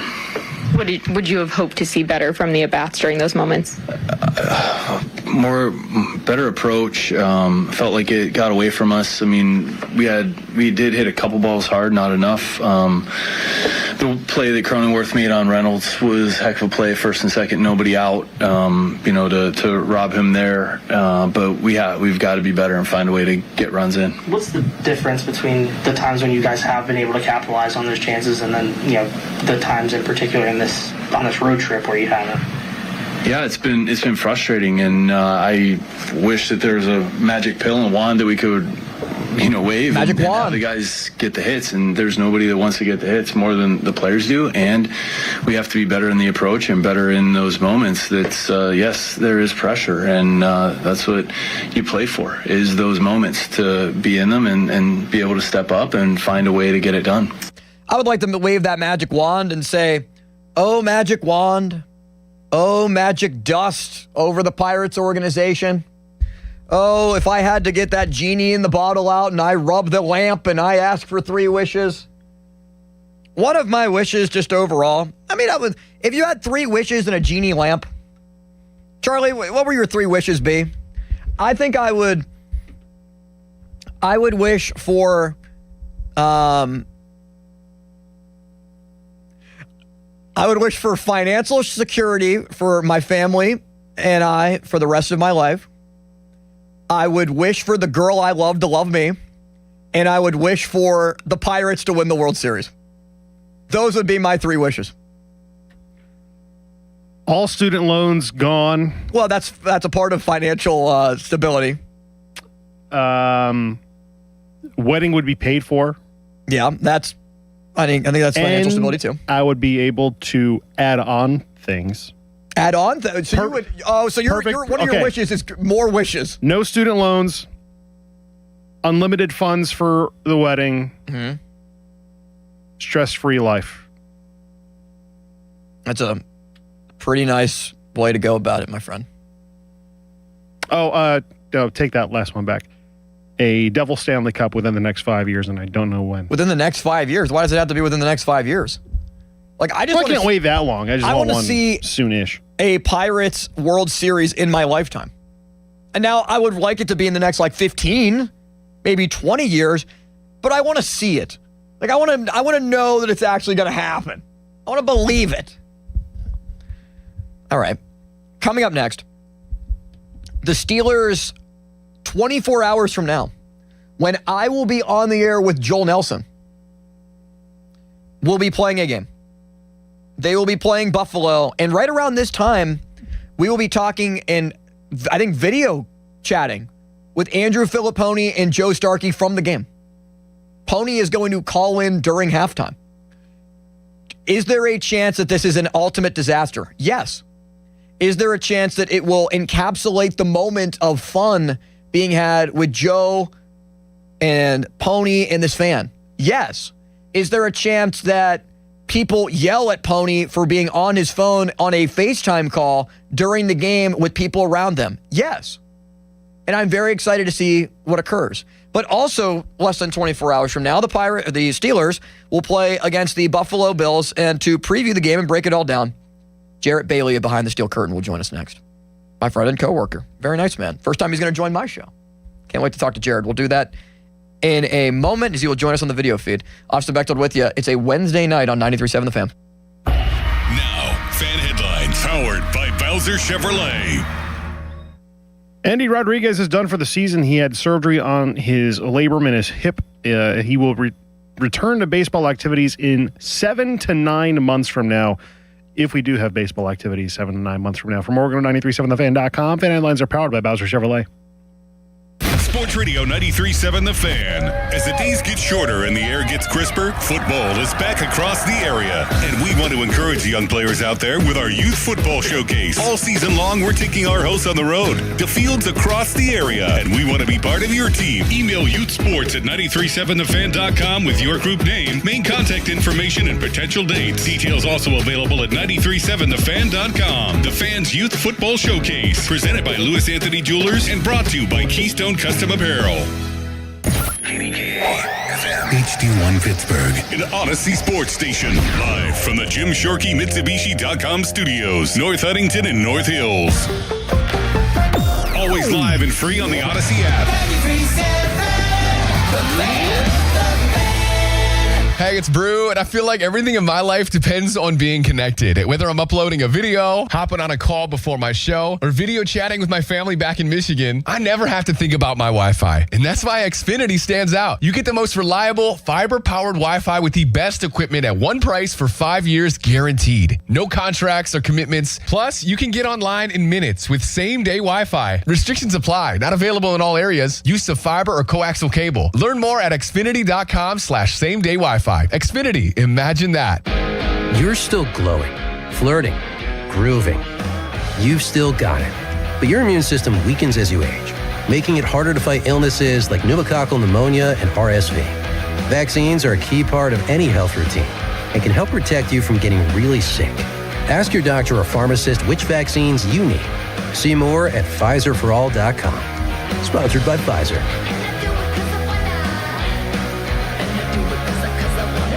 Join Family House for one of Pittsburgh's favorite fall traditions, the 43rd Annual Family House Polo Match, presented by FNB Corporation. Enjoy an unforgettable afternoon of professional polo, great food and drinks, live music, shopping, and family fun, all while supporting families with loved ones receiving medical care. Every ticket helps provide comfort, hope, and a home away from home.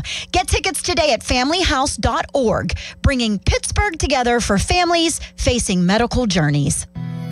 Are you raising the child of a loved one? You're not alone. Like many others, you've stepped up to raise the child of a friend or family member, allowing them to live, grow, and thrive among people they know. While fulfilling, it can also be challenging. But there is support. PA Kin Connector helps kinship caregivers just like you by providing connections to resources, services, training, and support groups. Don't navigate the journey alone. Paid for with Pennsylvania taxpayer dollars. Hey, it's Pony. Usually when something sounds way too good to be true, it is. Imagine someone says you cut your mobile bill in half. Sounds like a fantasy, but with Xfinity Mobile, it's the real deal.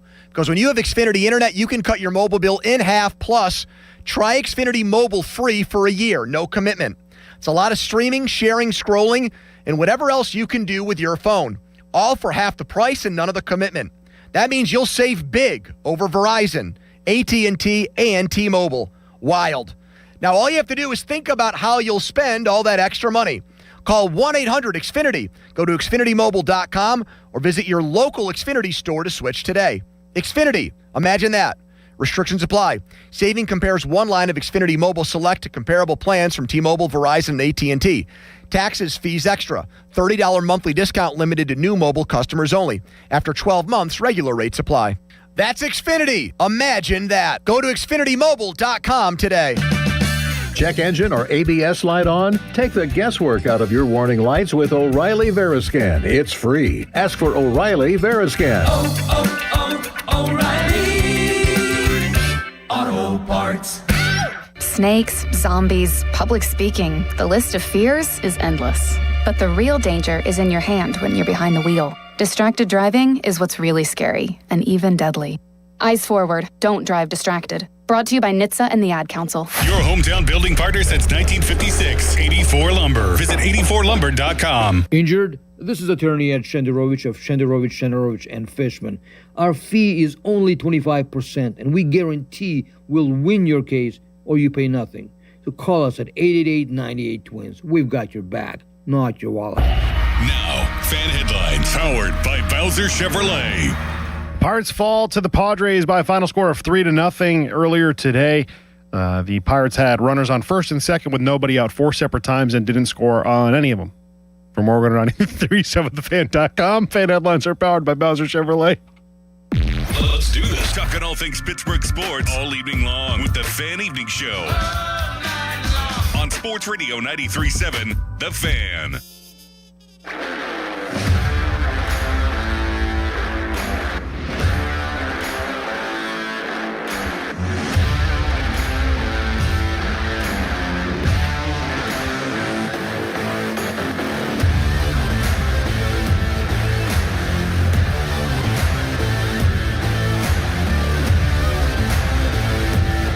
Less than 24 hours away from now, we'll be watching ball between the Steelers and the Buffalo Bills. Fan Twitter, hit us up there. You could check us out at 937 The Fan and watch the show on Fan Twitter, brought to you by Southwest Chrysler Dodge Jeep Ram, Route 19 in Peters Township. Interact with the show on the Fan text line, brought to you by Edgar Snyder & Associates, a personal injury law firm where they always say there's never a fee unless we get money for you. I talked to our next guest on a sometimes daily basis, sometimes weekly basis, very frequent basis, and I have to say, he has one of the best backdrops for a video connection that I've ever seen. Jarrett Bailey joins us now from SB Nation, Behind the Steel Curtain, and many other places, the Pump Fake podcast as well. Good to see you, buddy. I love the setup. Thanks, pal. Yeah, it's that's why we do it, right? We strive to have compliments from our colleagues in the business, and so the collection is ever growing. You have numerous helmets, including a Buffalo Bills helmet back there.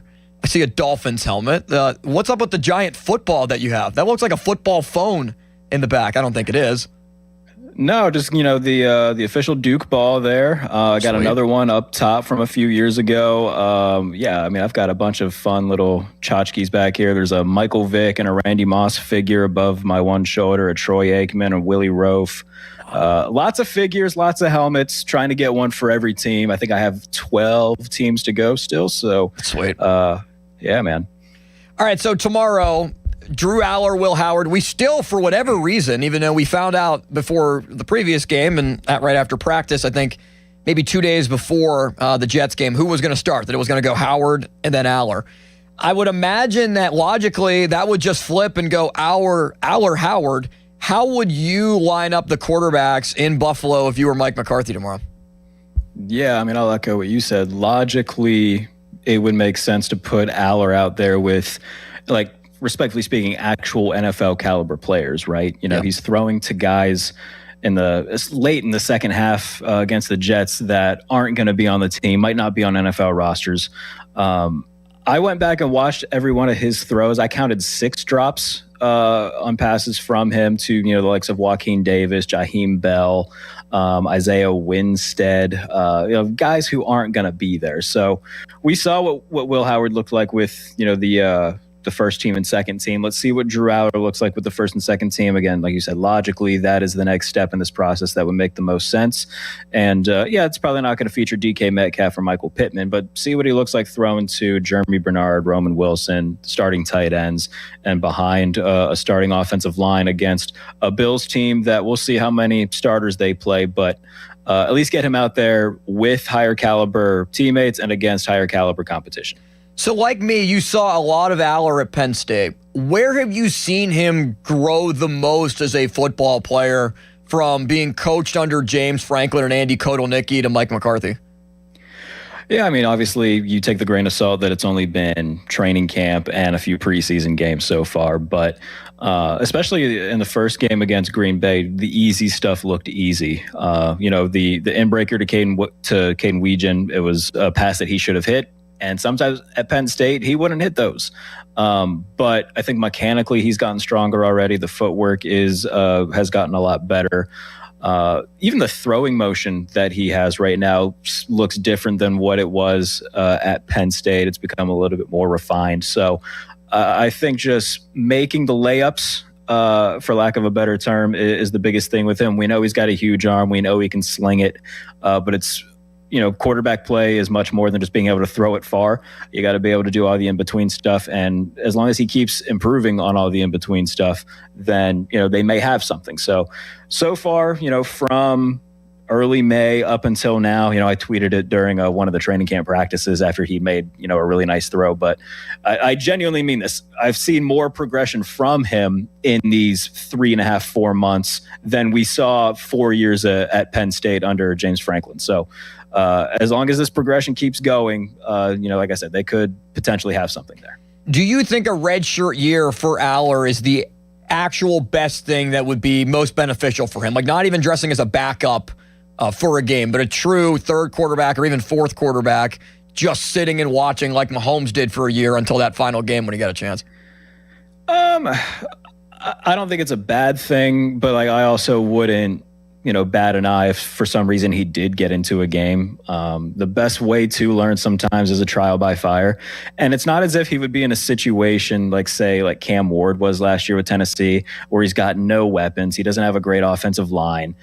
Coaching wise, he's at a disadvantage. So if for some reason he would need to play, I wouldn't sit here and say that the house is burning down. I think that he would be set up as best as possible to be competitive and at least be competent. Anybody, the reason that you would say, okay, he could probably use a redshirt year is for all the things we already talked about, right? Is the mechanical stuff, being able to hit on the easy stuff that's given to you. But again, sometimes a trial by fire, get in there and play is the best way to go about things. Yeah. Is he going to do that? No, I don't think so. Obviously Aaron Rodgers is the starter, and knock on wood, don't want him to get hurt, don't want anything to happen to Mason Rudolph, assuming he's the number 2 quarterback. But if for some reason Drew Aller would have to play, I'd be more excited than worried.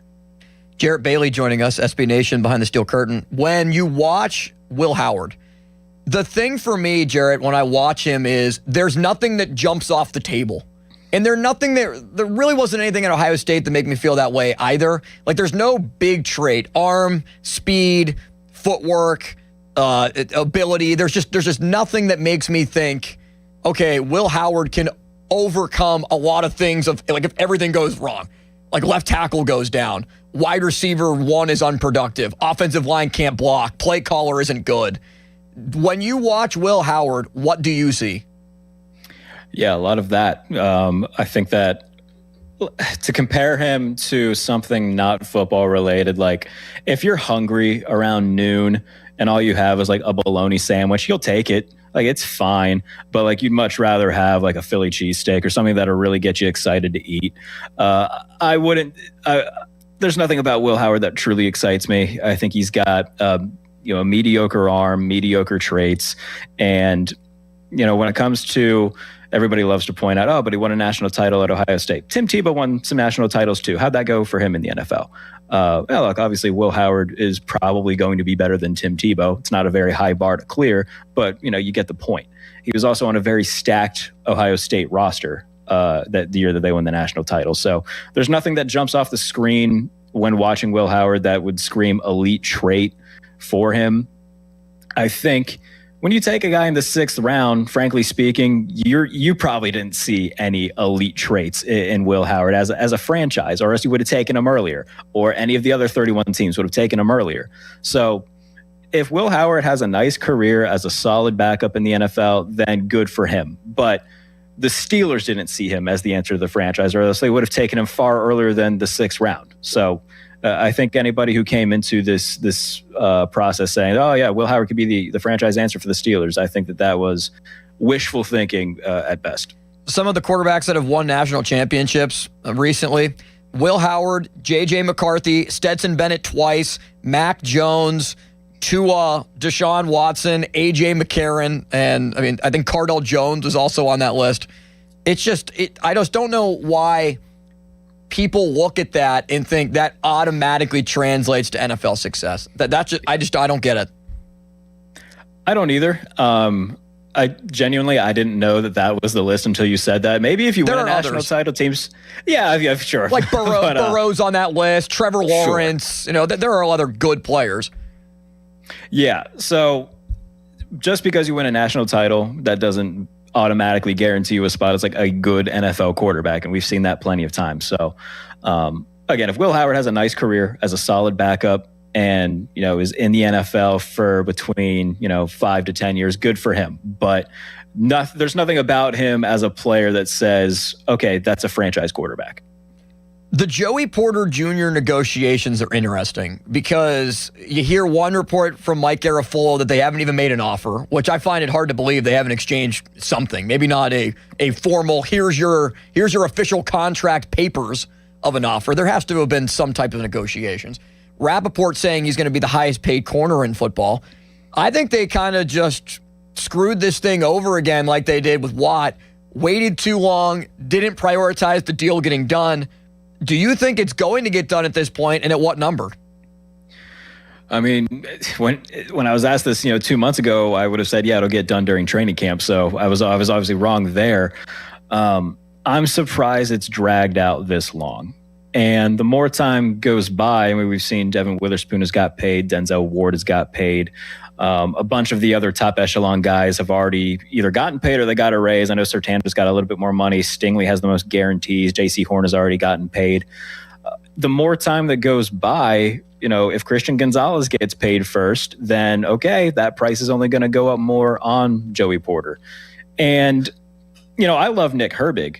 And I think that if I had to pick one of the Steelers' edge rushers going forward, it would be him. But if you're Joey Porter, you're sitting there saying, all right, I haven't allowed a touchdown in 2 years. Where's my $100 million contract? We're going to give one to Nick Herbig. I've been more of a starter and played more reps and have equally as much, if not more, to bring to the table in terms of why I deserve that money. For a player perspective, I totally get where he's coming from because he's been very good. The last 2 seasons had the best year of his career last year. I somewhat understand it from a team standpoint of like, okay, if they don't want to pay him the most money of any cornerback, I can kind of see where they're coming from with that. Yeah. But at the same time, you're not paying a quarterback long-term right now. You're not going to be more than likely for a long time. So it's not as if you don't have that flexibility. And if the difference between getting a deal done and not getting a deal done is a few $1 million per year, at some point, somebody's got to put their pride to the side and just say, all right, let's just get this thing done. They've been looking for a corner like Joey Porter Jr. for a long time. It would make no sense for them to finally find that and then get too stubborn to pay him and then get rid of him. So it also is a disadvantage for the team because he wasn't a first-round pick, so they can't just pick up a fifth-year option. They would have to franchise him, and then we'd have to go through this entire process again next offseason. So hopefully a deal gets done before the season starts. Obviously, everybody knows the Steelers aren't a team that traditionally does contract negotiations once the season begins. But this is a guy that they need to lock down long term. I think that they will, but I'm surprised it's dragged on this long. Jarrett Bailey's on the Fan Hotline, presented by Sullivan Super Service, Pittsburgh's trusted plumbing and HVAC provider for over 50 years. I view Porter more as a $28-29 million a year corner. Now, Denzel Ward has gotten over 30, and I think Porter is better than Denzel Ward, but I don't view him as good as McDuffie. He's not Sauce Gardner. He's not Christian Gonzalez, who still hasn't been paid yet. He's not Devin Witherspoon. There have been guys that have been paid $30 million, where J.C. Horn is in that next tier at 25. As a player, do you think he fits right there in the middle? Because I do, right around 28, 29. That's the number that I would try to come to if I'm the Steelers, is between 28 and 30. But if you're Joey Porter on the other side, then what you're going to want in return is, okay, I'll do 28 to 30 per year, but I want more guaranteed money. And if there's some way that they can meet in the middle on that, then great. In terms of like the players that he stacks up for, like I think he's better than J.C. Horn. At this point in his career, man, I think he's a lot closer to Sauce Gardner than people may think. I think Sauce Gardner's coasting on like a few years ago, being an All-Pro. I think he's certainly calmed down a little bit in terms of his play over the last couple of years. But yeah, like, is he Derek Stingley? No. Is he Trent McDuffie? No. But if he's not a top 10 corner, I think he's 11 or 12. I was surprised that he didn't get as many votes in that ESPN executive poll. There's a lot of good corners right now. It was a very good class with him, Witherspoon, Christian Gonzalez, all those guys that are now needing paid. And now it's going to come down to those two who are next in line. So if you're the Steelers, you want to get the deal done before the Patriots get theirs done with Christian Gonzalez. And, if it's the other way around, then there's going to be even more pressure on them, and the number's only going to go a little bit higher. But I think 28 to 30 per year is a fair number for him. But again, if that's what they bring to the table, the guaranteed money is going to need to be a little bit higher. How do you think he fits Patrick Graham's defense? And talking about the differences between Graham and Tomlin and the way that they go about things, what are some of the things that you think will be different for this year's unit? Yeah, I mean, Joey's a very good press man corner, and if Patrick Graham's going to do a lot of that, then great. I mean, Jamel Dean's also very good at that. So, I assume going out and getting Jamel Dean was an intentional move. So if you're a more zone-based scheme, it's maybe a little bit easier to replace a guy like Joey Porter, because if he's a guy who doesn't do all the zone-based stuff as well as he would the press man stuff, then sure, you can look at it from a team perspective and say, all right, do we want to lose Joey Porter? No. Yeah. Would it be the end of the world? Also, no. And I think for the Steelers, the best leverage that they have, on top of, having leverage already, is the way that Asante Samuel has looked throughout training camp in the preseason, the way that Danico Slaughter has looked throughout training camp in the preseason. So like they can look at their defensive back room right now, especially with Asante Samuel, a guy who was, a higher draft pick and, was only a free agent to the extent that he was last year because of an injury. If it does come to blows where they just can't get anything done with Joey Porter Jr., they can say, all right, we've got Asante Samuel. We can maybe work on something with him to get done long-term. And he'll be able to fit this defense equally, if not better, than Joey Porter. So I'm excited to see what Patrick Graham's defense looks like. We've already seen a little bit of that during the preseason, where he's drawn up a lot of heavier box looks, sending defensive back blitzes. He did it with Rayshawn Jenkins a few times against the Jets. I think fans are going to be very happy with the differences between a Mike Tomlin, Terrell Austin defense and a Patrick Graham defense, where, a Tomlin and Austin defense was very vanilla. It was very predictable. Nothing really ever evolved, at least not for a long stretch of time. With Patrick Graham, I think we're going to see a lot of different things. We saw it during training camp where he had Watt, Highsmith, Herbig all on the field at the same time at different points. So there's a lot of different things that he's going to bring that the previous regime did not, and I'm excited to see what it looks like once we get to real games. Yeah, I hope it's different. It'd be the first time that it would actually be different pretty much since the era of Dick LeBeau. And you hear about Patrick Graham with, he didn't have enough talent. Now he has the highest paid defense in the NFL for the 5th consecutive year. When you look at this defense, where do you think the weakness is? Like, where's the weak spot? I don't think there's a true very big weak spot. If you want to say like depth concerns at safety, that's probably where I would circle it. if something happens to Deshaun Elliott or Jaquan Brisker, then automatically you're going to be a little bit worried. Now, in base, they'll probably put Jalen Ramsey back at safety, and then once they go nickel and dime, they'll probably bring him down. So that's a little bit extra added depth, is the ability to have Jalen Ramsey at safety. But, they brought in Rayshon Jenkins. They got rid of Darnell Savage pretty early in camp.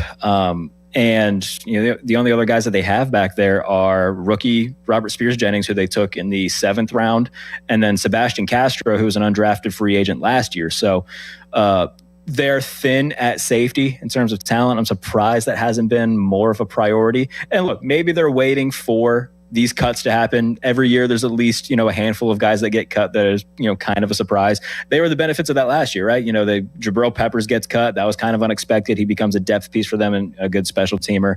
They eventually traded for Kyle Duggar as well. So, if guys become available that may, surprise some folks in terms of their availability, then they may pounce there. But for the time being, I'm surprised that they didn't do more at safety. I'm surprised Jordan Whitehead, because they brought him in, but didn't sign him. I don't know. I thought that was actually going to be something that made complete sense for them. Maybe the injury is still a problem. I think middle linebacker, too, is also a concern. Now, I like they brought Landon Roberts back, but the Queen and Wilson duo last year was not good. Yeah, and that is something else where I'm wondering, okay, how much of that was player, how much of that was scheme? True. And, you hear the whispers and whatnot, and it's not even really whispers anymore. I mean, Patrick Queen has, come out and said, I think his exact quote was, "We can finally play free." Was he watering grass when he said that? Yeah. The grass greener on the other side of Mike Tomlin's defense? It's not exactly a secret from Patrick Queen that he didn't love the scheme. So I do think that schematically they'll be better, and I hope that helps out with Patrick Queen and with Peyton Wilson, and lean into what both those guys do best. Like, Peyton Wilson was a very good coverage linebacker at North Carolina State. Patrick Queen is at his best when he's playing downhill and attacking the run. If you put them in situations to succeed and, you don't want to pigeonhole them, obviously, but lean into what they do well, then I think that we'll see, more consistent success from those two. And having Landon Roberts, I mean, we saw what he did against the Jets. I know it's preseason, you take it with a grain of salt, but he still looks every bit as fast and as smart the player that he was while in Pittsburgh. Cole Holcomb's a fine number 4 to have if Landon Roberts is year 3. And then Carson Bruner has looked pretty good this preseason as well. So I think rotation-wise, they're deep. But yeah, the top 2 guys do have to play better than what they did a year ago. After we only talked about him for, a year and then another couple of months this offseason, we've barely talked about Aaron Rodgers, I feel like anybody over the last couple of months, especially with just the young quarterback battle. How big of a difference do you think it's actually going to be from Artie Smith's offense to, hey, I'm really familiar with this Mike McCarthy scheme. There's more opportunities to throw the football, actually utilize the middle of the field. Is that fool's gold, or is it actually a reality? I don't think it's fool's gold, but I don't think that they're going to magically turn into the greatest show on turf either. I think it was mid-year last year after the first Bengals game, throughout the first half of the season, the Steelers were a top 10 team in EPA. So it's not like they were a horrible offense. Now, near the end of the season, it started to fall off a little bit, but even then they had spurts against Detroit where they just ran it down their throats and they couldn't be stopped. So I think the influx of talent is what's going to be really big for them. I think Arthur Smith did a lot more with a lot less, and credit to him for that. Mike McCarthy's scheme, I think, is better, and I think it better suits Aaron. It better suits this offense. So naturally, I do think that they are going to improve on that front. But I think if, let's say, Arthur Smith was still there, I think naturally they would still improve because you bring in Michael Pittman and because you bring in Jeremy Bernard. You bring in Rico Dowdle, who right now, very quietly, the Steelers have the only running back tandem in the NFL where both guys had 1,000 scrimmage yards last year. So a very underrated duo with Rico Dowdle and Jalen Warren. Offensively, man, they have a nice core. And that's something that we haven't been able to say for quite a while, especially at receiver, where it's been, all right, there's one guy and then a bunch of dudes who would be the 4th wide receiver in a good receiving core. Now they actually have a considerable group of weapons, a good offensive line that they've had over the last couple of years and built through the draft.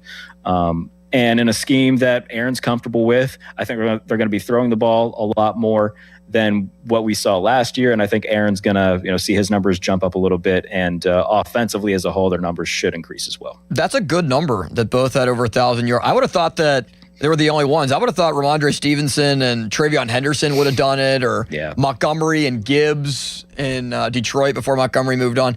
That would have been my logical guess. But so you don't think that Dowdle is going to be a downgrade from Kenneth Gainwell? You think that they upgraded?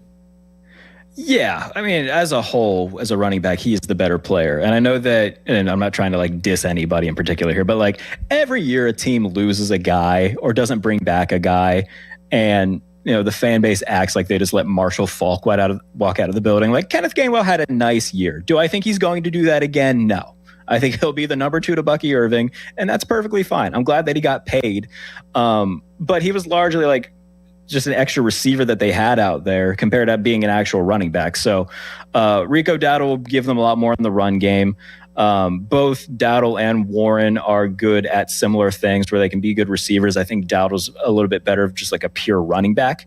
And I think they're going to complement each other really well. And I think that's going to help out Aaron a lot, being able to just turn around and give it to that pair of guys and not have to shoulder the entire load all the time. A few more minutes with Jarrett Bailey of SB Nation. Okay, I had a prediction at the start of the Pirates year. I've run this by a couple of people on shows I've hosted, that the bullpen was just not going to be good. That was going to be their weakness, and it was just going to be a disaster. I didn't think it'd be this bad. Now, I feel a similar way with the Steelers' offensive line. Now, it's much more talented than the Pirates' bullpen. There are guys with more experience. But when I look at like one unit that I don't think people are talking about enough that I think could significantly struggle and hamper the season, it's the line. Like the right side of it, Spencer Anderson, I don't know if he's a starter. Dylan Cook looks better on the left than he looks on the right. When's Honachor going to be ready? I love Frazier, but moving the guys from the right to the left seemed like an adjustment period. Where do you fall down on the offensive line? Because I'm concerned right now, Jared. If you had to give me a scale of 1 to 10, how concerned I am, I'd put it at like a 4. It's not very high. Yeah, like Fatanu and McCormick, I think are going to be fine. Frazier's a top 5 center in football. I know that Fatanu like had the penalties and whatnot in the preseason, and there was times in camp where he struggled with that as well. But like, I'm not worried about him as a player. He played all over the offensive line at Washington, so I think that he'll be perfectly fine, even if it takes him like a game or two to like really settle in. Yeah. I'm not too worried about that. The right side, that's valid to point out. I think Jennings Dunker will take over as a starter at right guard by midseason. And I would say the same, probably sooner for Max Honachor at right tackle. The injury, if not for the injury, I'd say he's your week 1 starter. But I think that they'll roll with Dylan Cook as the week 1 starter. And then by, I think, Halloween at the latest, Max Honachor will be the right tackle, the starting right tackle. So I think they'll get both young guys in as starters before the end of the year. It'll be Anderson and Cook as the starters week 1. But I've liked what I've seen from Jennings Dunker in the preseason. I think the biggest myth in the world of football is that you can have offensive line depth. There's not enough offensive linemen for all 32 teams to have good offensive lines. So the idea of offensive line depth has always been kind of silly to me. If Brock Hoffman is ever thrown into a role, then I'd get a little bit concerned. But I think that with Jennings Dunker will eventually take over. I've liked what I've seen from him. Hopefully we see Honachor take the field against the Bills, and we can kind of see what he looks like in live game action. And once those two guys eventually do become starters, I'll feel a little bit more comfortable. But I think at worst, with the current line as it is, they would be a mediocre offensive line and like 15th or 16th best. I don't think there's going to be a world where they're like the 25th best offensive line. All right, finally, what is the number one thing outside of quarterbacks that you're watching for in this game that you think we can learn and actually take away from a preseason game, not entirely overreact to? I mean, running back wise, that's still a big thing to watch out for. If they end up keeping 4, then either Caleb Johnson, Lou Nichols, Travis Homer, one of those guys won't be on the 53 man. Is it going to be Caleb Johnson? I think he's probably going to be the odd man out. So is he going to be able to do anything with the amount of touches that he gets to earn a roster spot? We'll see. I would like to see Jeremy Bernard and Roman Wilson get some extended run because, this is now the second consecutive year where Roman Wilson has been like first team all training camp. And throughout the first 2 preseason games, he hasn't really done anything. So it's great to do it in practice, do it in games. And if he doesn't, I would pay attention to Roman Wilson maybe being shipped somewhere else. Like, I think that's a very real possibility. In a trade.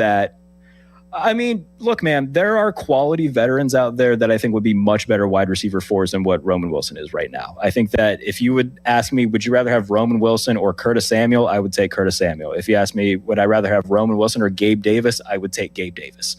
Like, give me the guy that I know what I'm getting compared to Roman Wilson, where people keep telling me, okay, but he could do this. Well, he hasn't. So if he's not going to, then go out and get somebody where I at least know what he's going to be as a depth receiver, rather than having to rely on, okay, but what if he could be this? Well, he hasn't done that yet. So I would pay very close attention to Roman Wilson's name and potential trades, or I don't think that they'll cut him, because you could probably get something for Roman Wilson. They got something for Kendrick Green, as my good friend Alan Saunders pointed out. So I would pay attention to it. Jarrett, really appreciate the time, man. Let's do it again soon. All right, buddy. Take care. That's Jarrett Bailey, SB Nation, NFL writer, site producer, behind the steel curtain. Great guy. Check him out on Twitter. Check him out everywhere that you can find the content. 412-928-9370 if you'd like to join in on the conversation. A lot of good stuff there just regarding the game. And this is the last preseason broadcast for Pomp on the air. It's the last time that Pomp and Charlie Batch will put on those headsets, Missy Matthews, and call a preseason game this year. If you want to see Bob in his natural element, not the broadcasting element that is already his natural element, but his others, swing for our local fire departments at the local Fan 5 Alarm Classic, Friday, October 2nd at Moon Golf Club. It's presented by First Out Specialty Vehicles and Equipment and powered by Bowser Chevrolet to support local fire departments. You better believe that Bob's going to be playing in this. I don't know for sure, but we all know he will. Join us for a 9 a.m. shotgun start and plenty of fun and entertainment. Brought to you by Botkin Family Wealth Management, Oakmont Bakery, Contos, Mengine, Killian, Hassan Law, and in partnership with HM3 Partners Independence Fund. Search the number 5 Alarm Classic at 937thefan.com. Check it all out on our website. Or check out 937 The Fan on Facebook, X, or Instagram to register your foursome. All the information is available there. Fan Twitter brought to you by South Hills Chrysler Dodge Jeep Ram Route 19 in Peters. And you can also hit us up on the text line about that conversation or anything else, as we have an hour left in the show at 412-928-9370. Mike in Kennedy says, limits, always enjoy you on your own. Why does nobody else talk about Jamarcus Russell as one of the greatest quarterback busts? I feel like, maybe just because time has passed and there are other names that are more frequent in our mind, or we just automatically go to AFC North quarterbacks or the Browns that have been busts, like, I don't know, Brandon Weeden or Tim Couch or Johnny Manziel. I mean, you could just go off the Cleveland Browns jersey that continues to add names as draft buffs, or Josh Rosen or Blaine Gabbert or Jake Locker, or I'd say Tua, or, those types of names. Who's another, first round pick? JJ McCarthy, that are more fresh in the mind, even though Jamarcus Russell is one of the biggest busts of all time. Brian Bosworth level. I think there are just some other names that resonate faster, because, the Steelers and Raiders wasn't as big of a rivalry at that point. It's not as big as a rivalry now than it used to be in the 70s and the 80s. It's not nearly the same as when the Raiders were really, really good, or early 2000 Raiders and stuff like that. So 412-928-9370 if you'd like to join in on the conversation. Up next, the NFL owners, they met this week. They met today, technically. And much came from these conversations, including the NFL getting rid of what used to be one of their most popular events that now people just don't even care about. What happened to this thing, and what is the alternative to it? Plus, off-season Hard Knocks? Are the Steelers going to be on it? All that and more coming up in a moment. Austin Bechtold with you. It's a Wednesday night here on 93.7 The Fan. Fan headlines powered by Bowser Chevrolet. The Pirates lost today by a final score of 3-0 to the San Diego Padres, and adding injury to insult, Andy Rodriguez is done for the year as he got surgery on his hip for a labrum procedure. He will resume baseball activities in 7 to 9 months. From Morgan on 93.7thefan.com. Fan headlines are powered by Bowser Chevrolet. Sports Radio 93.7 The Fan gets your day started with the latest in Pittsburgh sports with the Fan Morning Show with Doran Dickerson and Adam Crowley. Weekdays 5:40 to 10. Presented by Guardian Protection on Sports Radio 93.7 The Fan. It's the final lap of the summer sales drive. This is your last chance to secure end-of-summer savings at Jim Shorkey Mitsubishi in the North Hills. Like the new 2026 Outlander, the most affordable 3-row SUV on the market. Backed by Mitsubishi's 10-year, 100,000-mile powertrain limited warranty and 5-year, 60,000-mile basic limited warranty. Drive yours home today for 0% APR for 72 months. Your deal. Your way. What a great day. At Jim Shorkey Mitsubishi in the North Hills. Call 412-453-8035 for offer details. Now's the time to register for Pittsburgh's Fall Fitness Classic. Join thousands of runners and walkers crossing the Great Race finish line in downtown Pittsburgh on Sunday, September 27th. Run the 10K from Frick Park or walk or run the 5K from Oakland and invite friends and family to join you. It's all part of one great weekend celebrating the Richard S. Caligiuri City of Pittsburgh Great Race, presented by Highmark Blue Cross Blue Shield and sponsored by AHN and Dollar Bank. Details at 937thefan.com. Some things take longer than they should. Changing your address, resetting your password, switching banks. Actually, that last one's not true. With Citizens Checking, you can move your payments, bills, and subscriptions all at once with a few taps in our updated mobile app. And you can get paid up to 2 days early. So maybe it's time you take on a simple task and upgrade to a Citizens Checking account. Learn more at citizensbank.com/new checking. Member FDIC. Football fans, it's almost time to draft your team and kick off another season. This year, take your fantasy football draft party to Twin Peaks, where cold drinks, made from scratch food, and wall-to-wall TVs make your local lodge the ultimate draft day headquarters. Round up your league, grab a table, and get ready for the picks, the rivalries, and a full season of bragging rights. Whether you're defending your title or drafting for the first time, start your season at Twin Peaks. Book your fantasy football draft party at your local lodge today. Here's Sports Radio 93.7 The Fan's Fan About Town. Pittsburgh Sullivan Super Service owes you one. For over 60 years, you've trusted Sullivan Super Service to keep your home comfortable. So for a limited time, they're offering a free furnace inspection. It's their way of saying thank you for letting them be your hometown heroes. Book at sullivanservice.com. Experience the best of Italian American cuisine at Martirano's Prime at Rivers Casino. Whether you're celebrating a special occasion or stopping in after the game, they have you covered. From veal chops to steaks to a variety of pasta dishes, you'll never leave hungry. Register for Pittsburgh's Fall Fitness Classic. The Great Race 10K and 5K take place on Sunday, September 27th. It's all part of one great weekend celebrating the Richard S. Caligiuri City of Pittsburgh Great Race, presented by Highmark Blue Cross Blue Shield. For more information, visit 937thefan.com. You are looking for that perfect vehicle for you. I know the place, Schultz Ford.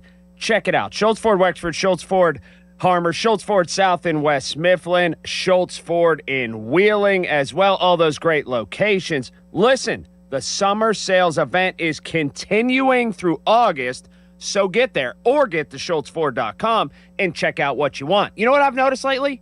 In my neighborhood, lots of expeditions. Yep, back to school time, lots of activities. The kids, you're taking them everywhere.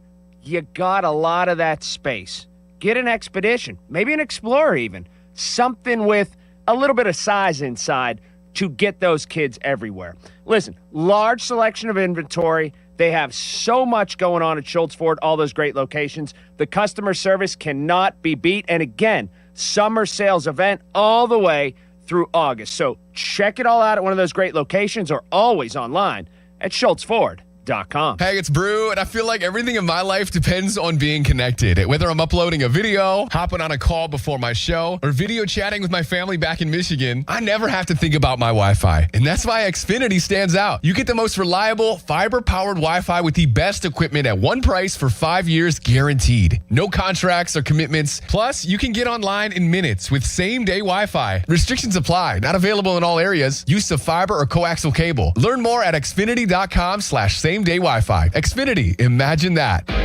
You're still glowing, flirting, grooving. You've still got it. But your immune system weakens as you age, making it harder to fight illnesses like pneumococcal pneumonia and RSV. Vaccines are a key part of any health routine and can help protect you from getting really sick. Ask your doctor or pharmacist which vaccines you need. See more at PfizerForAll.com. Sponsored by Pfizer.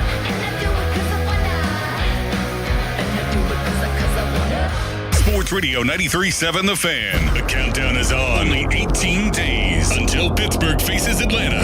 And here are some of your favorite number 18s. Mike Tomczak, Will Howard, Cliff Stout. The countdown to kickoff is presented by Hampton Beer Outlet. Oktoberfest now available. Sports Radio 93.7 The Fan. Did you know the average person keeps the same bank account for 19 years? 19 years ago, you still had a flip phone.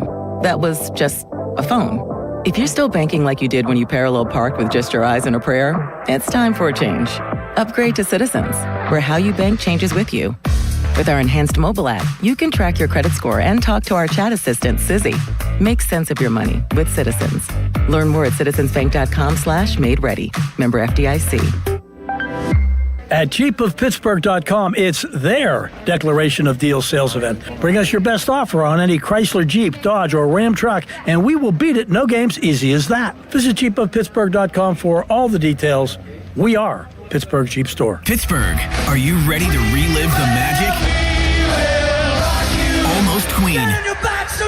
A tribute to Queen is taking the stage at Rivers Casino on Friday, September 18th. Experience the look, the power, and all the legendary hits all in one place. From Bohemian Rhapsody to Another One Bites the Dust, you'll be dancing all night long. Visit riverscasino.com for tickets and don't miss Almost Queen, a tribute to Queen, live. We'll see you there. Hockey is a passion for fans of the sport, but also for the youth who fall in love with the game. With the ever-increasing cost of participating in hockey, many families face financial challenges. The Assisted Goals Foundation was founded to remove financial barriers and to create lasting growth in the sport for current and future players of all backgrounds and communities. Help the Assisted Goals Foundation make the game of hockey available and accessible to anyone, anywhere, at any time. You too can provide an assist. Donate today at assistedgoals.org.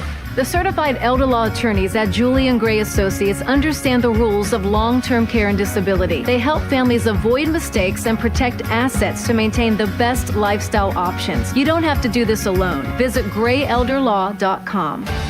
Someone had a birthday. Yep, 50. Can't believe it. 50 years of wisdom. Great segue. We have a health reminder from the CDC. Pneumococcal vaccination is recommended for adults 50 or older. Says here, we're over 6 times more likely to be hospitalized with pneumococcal pneumonia than adults under 50. I don't love those odds. Same. Look what I found. Pfizer's Prevnar 20 is proven to help protect adults against pneumococcal pneumonia and invasive pneumococcal disease in just 1 dose, and millions have already gotten it. Continued approval may depend on a supportive study. Don't get Prevnar 20 if you have a severe allergy to its ingredients. A weakened immune system may lower your response. Common side effects include injection site pain and swelling, fatigue, headache, muscle and joint pain. For full prescribing information, please call 1-855-213-2138. Visit Prevnar20.com or talk to your doctor or pharmacist. I'm on Prevnar20.com now, scheduling my appointment. Good idea. And happy 50th. SchultzFord.com. SchultzFord.com. SchultzFord.com. SchultzFord.com. Text us on the Edgar Snyder and Associates text line at 412-928-9370. Edgar Snyder and Associates reminds you to text responsibly. Live from the ShoreKeyMitsubishi.com studios, North Huntington and North Hills.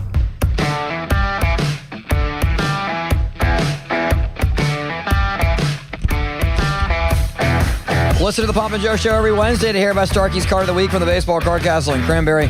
Contests run every Wednesday through Friday at noon at the 937thefan.com contesting page. Today's card was an O'Neal Cruz card. How about that? And the General also threw in another card as well. I think it was I can't remember what card it was. It might have been maybe that was last week he threw in the Drew Aller card, but it was an O'Neal Cruz rookie card this week. For Starkey's card of the week that he threw in today. Also, 93.7 The Fan will showcase a different community every Saturday through the Youth Football Showcase. We had youth baseball, now it's time for youth football with a special visit for members of our fan staff. Hopefully, I can go and check out some of your games. I'm hoping to this year. Hopefully, make a request if you want limits out there at your football games. You know, some of your players might be able to tackle me, Crowley says, and Joe says I weigh like 100 pounds. It's possible. That would be very entertaining. Do you want 93.7 The Fan to visit your game? Email youthsports@937thefan.com. That's youthsports@937thefan.com with your group name, your group's main contact information, and potential dates. Details are available at 937thefan.com and it's presented by Lewis Anthony Jewelers. Have we met yet? I think I got that jingle right. All right.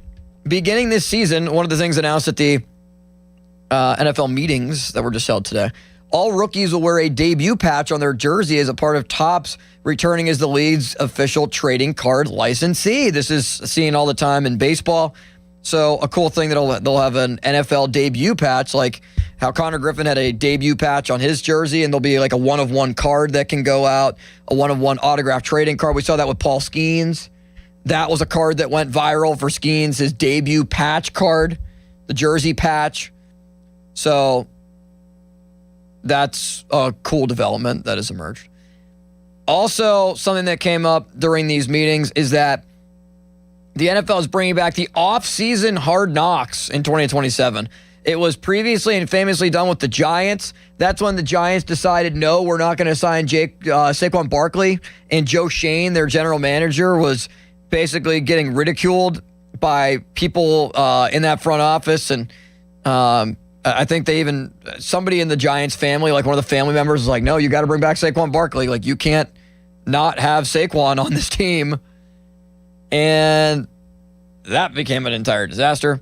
So off-season Hard Knocks is coming back. The NFL and the NFLPA have also announced today that players who commit 3 violations in any of these categories in a season will be suspended 1 game. The hip drop tackle, a horse collar tackle, launching, that rarely ever gets called. Hit on a defenseless player, that gets called somewhat occasionally. And a blindside block, I feel like that gets called the most of anything. Will be suspended 1 game if you can commit 3 violations in any of these categories in a season. All players will begin the year with a clean slate, though violations will carry over into future seasons. How about that? I think that's a huge rule change. Out of everything that I brought up so far, this is the most major, where it's trying to take out some of just the dirty stuff that does not deserve to be on the game. Hit on a defenseless player, blindside block. You know, that I think of Hines Ward immediately and the toughness and physicality that he played in. And sometimes you get called for penalties and basically getting rules invented and created because of him and because of the way that he played the game. Tough, physical, hard-nosed player. Horse collar tackle. Sometimes that just naturally happens and it's unfortunate. Hip drop tackle. Same thing. You want to try to eliminate it from the game. But if you're a player and you're a younger guy, like let's say you're Joey Porter Jr. and you're 25, 26 years old and you get a blindside block this year and then next year you get a horse collar tackle. You're telling me that if he, in like week 8 of 2028, he commits like a hip drop tackle or another blindside block and he ends up getting suspended for a game because it accumulated over the course of your career? I think that's a little extreme. I think that's a little much. That it accumulates, it doesn't like wipe at the end of the season. We're going to see a decent amount of suspensions. Like they don't call hip drop tackles. They call horse collars pretty frequently. They call blindside blocks. Hip drops, are they going to increase the amount of times that we see it called? I'm stunned by this, and I don't know how the NFL is going to police it, but it's going to turn into a rule like the NBA's flagrant fouls, where Draymond Green picks up like 16 in a season and then he gets suspended for a game. And they're like, oh, do we really want to suspend Draymond, or do we want to take one of those flagrants off the board and act like it was something that it wasn't? or we really don't want to call this on a player because we don't want them to be suspended. We don't want them to miss a game. Or it's a playoff game. Does it carry over to the playoffs? Great question. So, like, if you already have 2 violations in your career, let's say you're like a 10-year vet, it's the AFC Championship game and you commit a violation, you can't play in the Super Bowl? So I don't know how they're going to police that, but I just don't like that ruling that it doesn't wipe like at the end of the year.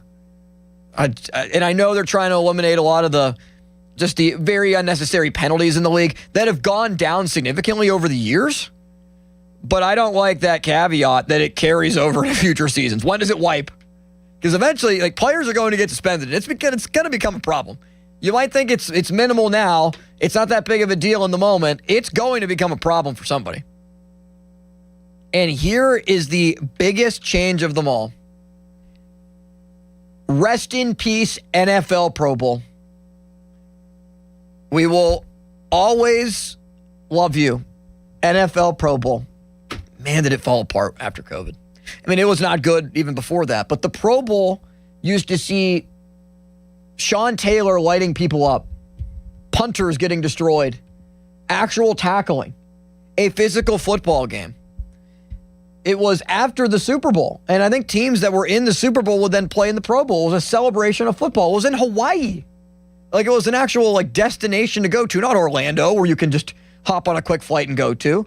No, it was in Hawaii, Aloha Stadium, cool vibes, people cared, it was physical, Pro Bowl jersey, like, it was actually nice. It was enjoyable to watch. The players cared about it. They weren't so worried about injury concerns and injury risks like they are now, where it became a flag football game. Then it became the Pro Bowl games where it was, let's let the NFL players play dodgeball against each other or throw to targets or jump through blocks on an obstacle course. It just became a complete sham of what it used to be. It's completely ridiculous.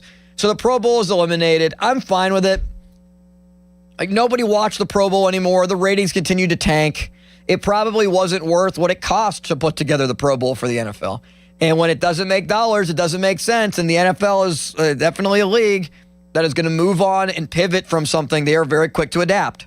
Like, the NFL does not hold itself hostage like other leagues sometimes do, like I think the NHL can at times. Like I think baseball did for a long time before they did the pitch clock and the universal DH and changing some of those rules, which a lot of people, including myself, were hesitant of. And then baseball just decided, you know what? Pandemic, other things that transpired, new CBA, we're going to give it a go. And they've worked. And they've been beneficial. On Wednesday, league executive presented to team owners the future of the Pro Bowl, which will no longer have a standalone game, be it tackle or flag football, or the games, or the special flag football, or the accuracy contest, or the wide receiver specialty catches, or the punting competition, the kicker accuracy, playing tic-tac-toe. None of that is taking place. Instead, 88 players will receive the Pro Bowl honor with no alternates. 88 players are going to be named Pro Bowl players throughout the entirety of the league, AFC, NFC. And it gets rid of the games and all the above. So it is the first big league, the first professional league, the NFL is, to completely eliminate its skills competition, or its Pro Bowl, or its games, or its All-Star game. Baseball, I think, is still going fairly strong. It's not what it used to be, too. There were years where they would incentivize it for home field in the World Series, but I didn't think ultimately that was fair. I was just trying to get the game more exciting. I like watching the MLB All-Star game. It is by far the best one. It's crazy that a sport as popular as football has not been able to get their All-Star game figured out, has not been able to figure out the issues with how to showcase their best players in the biggest light on a national stage in that type of setting. That's always confused me, but the reason why is because of injury risk, and players just don't want to go out there and risk getting hurt and being injured for their offseason, or being injured going into free agency for a new contract, or just injury in general.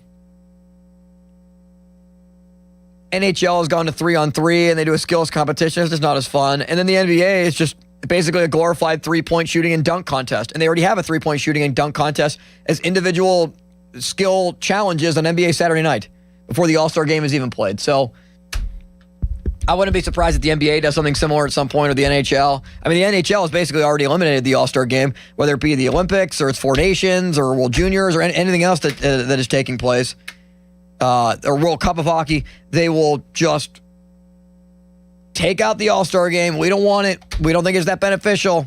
We'll name All-Stars, or we won't even name All-Stars, and we'll just do this instead.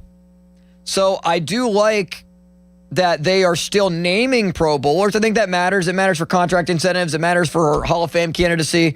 And I think now that there's not all these Pro Bowl alternates, where Shedeur Sanders, with more picks than touchdowns, was a Pro Bowl alternate. Snoop Huntley. Thank you. Snoop Huntley also made it into the Pro Bowl. It was just utterly pathetic and ridiculous. Some of the players, especially at quarterback, that were getting into this. It wasn't the case at a lot of other positions because, you know, when you're a quarterback, and a lot of quarterbacks just decided, I just don't want to show up, or I don't want to go to the games, or I'm hurt, or I have an injury, and I just don't want to go to the Pro Bowl. I just want to go home and end my season and just not go to the event, not take part in this. So, rest in peace to the Pro Bowl. Goodbye, Pro Bowl. I think it's the right decision. I wish they could come up with something else to replace it. But I will say this, I will miss the Pro Bowl. I will somewhat miss it. I might be the only one, but I like All-Star games. I like getting the best players all together. It just became a sham because Shedeur Sanders doesn't deserve to be there. Snoop Huntley doesn't deserve to be there.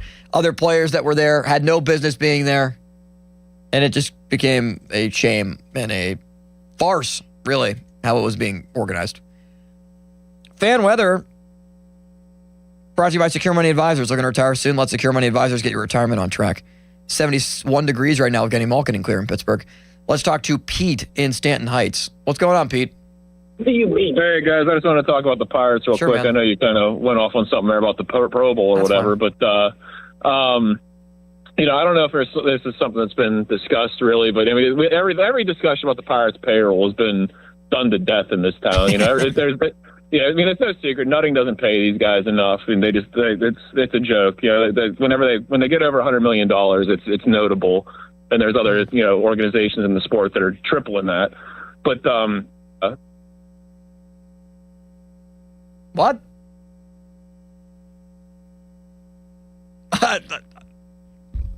We've had some unique callers today, Charlie. What?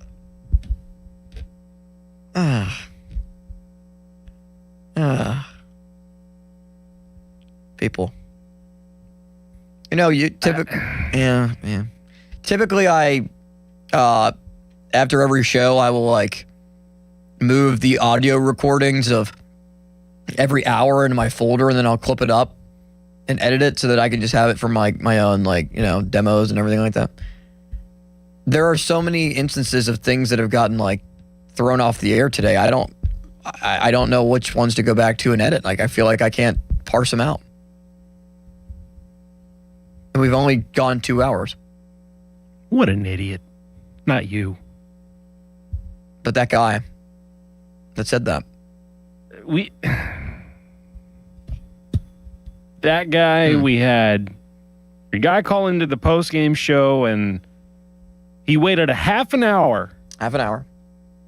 And Paul finally puts him on, and he goes, "What would you get at North Shore Tavern?" Seriously? And Paul goes, "Steak on a stone's pretty good." And he goes, "Okay, thanks. Thank you, bye." And then hangs up. And then he called back about an hour later, and I answered the phone, and I said, "What'd you get?" And he goes, and he hangs up. We have caller ID. It's 3 a.m., no caller ID. You know that Megan Maroney song? I don't even know who Megan Maroney is. Wow. Are you serious? You don't know who Megan Maroney is? She's one of those Tate McRae bubblegum pop shoved down your throat artists. So she's a country music singer. Her music is awesome. My friends tell me that I listen to girly music because I like Megan Maroney, and I was in the pit for her concert with my sisters. She's an incredible artist. And I just think that she creates musical art. And you should look her up. She is Very good at everything that she does. Are you looking her up right now? I don't recognize her. At all? Seriously? At all. Like you've never seen her before? Nope. She's like an up-and-coming artist, but is, fairly popular. Do you know how many times I've gone on Twitter and everyone is like talking about this one specific person, about how popular they are, and I've never seen them before, and I Google them, and the first thing that pops up is, they have like 40 million followers on Instagram and 3 billion plays on Spotify, that's like and I've never heard of them. Streamers and other people that I've never heard of before can be the same case. Like, you ready for this? There is some person, I'm not even going to bring that up, but there was some like influencer at Penn State this week, and I have no idea who it was, and I like tweeted about it. I was like, who the hell is this person? It's not even worth saying it on the air. These are popular Mega Maroney songs. Have you ever heard Cloud 9 before? That's my favorite Mega Maroney song. Have you ever heard Cloud 9? You ever heard of that song? It's also the name of her album. Have you ever heard of Tennessee Orange? No. You've definitely heard the song Tennessee Orange before. Probably I've you have listened to it / heard Tennessee Orange. You definitely not heard of Am I Okay before. Wander's a great song. I love that song. Beautiful Things is a great song. I don't know what album's better, Cloud 9 or Am I Okay? Probably Cloud 9's better. I have no idea what any of these things are. Mega Maroney. She used to date Morgan Wallen and Riley Green. And she wrote songs about all of them. Who did she date? Both of them. Morgan Wallen and Riley Green. That's all you had to say. Well, what a wonderful taste in quality human beings. Hey. That's why breakup albums are so good. It's not her fault. It's probably Morgan Wallen's fault, right? I mean, just speculating. I don't know. He probably canceled the relationship before anything. We think they wrote songs about each other. That's the speculation for us fans of country music, that Mega Maroney wrote Tennessee Orange about Morgan Wallen, and Morgan Wallen wrote Tennessee Numbers about Mega Maroney. So what you're saying is as the kids would say, the tea is hot. I mean, that's tea from like 2 years ago, but no, so it's lukewarm. Lukewarm tea. I mean, that's tea that can always be reheated, though. I don't understand you young Thundercats and your music and your parachute pants. Parachute pants. Nothing wrong with having a nice taste in music. Again, we'll give you fan weather again. Brought to you by Secure Money Advisors. Looking to retire soon. Let Secure Money Advisors get your retirement on track. It is currently in Pittsburgh. 71 tomorrow. 55% chance of rain and a high of 81. That's Ben Kindle or Phil Kessel, whichever way you'd like to say it. Up next, Big Ben weighs in on the Steelers quarterbacks. You will be stunned to see who Big Ben wants to get rid of. Find out in a moment. Austin Bechtel on the Fan. Now, Fan Headlines, powered by Bowser Chevrolet. Pirates are losers today by a final score of 3-0. Andy Rodriguez is also done for the year after getting surgery on his hip. For more, go to 937thefan.com. Fan Headlines are powered by Bowser Chevrolet. Pony and Muller here. Mike and Mike's Beer Bar is a big fan of us. In fact, he gave us our own beer. Okay, well, kind of. Each month, Mike picks a local beer that we call the Fan Beer of the Month. The August Fan Beer of the Month is Cinderland Beer Company's Sinkhole, a New England-style IPA. And the charity sales benefit Big Brothers and Big Sisters of the Laurel region, a youth mentoring agency. And if you don't like the Fan Beer of the Month, Mike has 4 other beers on tap that you can select, and he will make a donation to the charity. Check out the Fan Beer of the Month at Mike's Beer Bar. Meet me at Mike's. HD1 Pittsburgh, an Odyssey Sports Station. Live from the Jim Shorkey Mitsubishi.com studios, North Huntington and North Hills. Always live and free on the Odyssey app. Hey everyone, Bob Pompiani here. I want to take you on a trip that'll totally blow your mind. CarStock is back at #1 Cochrane locations, where you're going to find peace, love, and pricing power. The markdowns on more than 1,500 pre-owned vehicles are out of sight, and the new car savings are totally boss. Get a minimum of $5,000 off overstock new inventory, plus the absolute lowest lease specials and APRs of the summer. CarStock, 35 locations. Thousands of vehicles, far out price cuts. Take a trip to a #1 Cochrane location near you or shop now at Cochrane.com.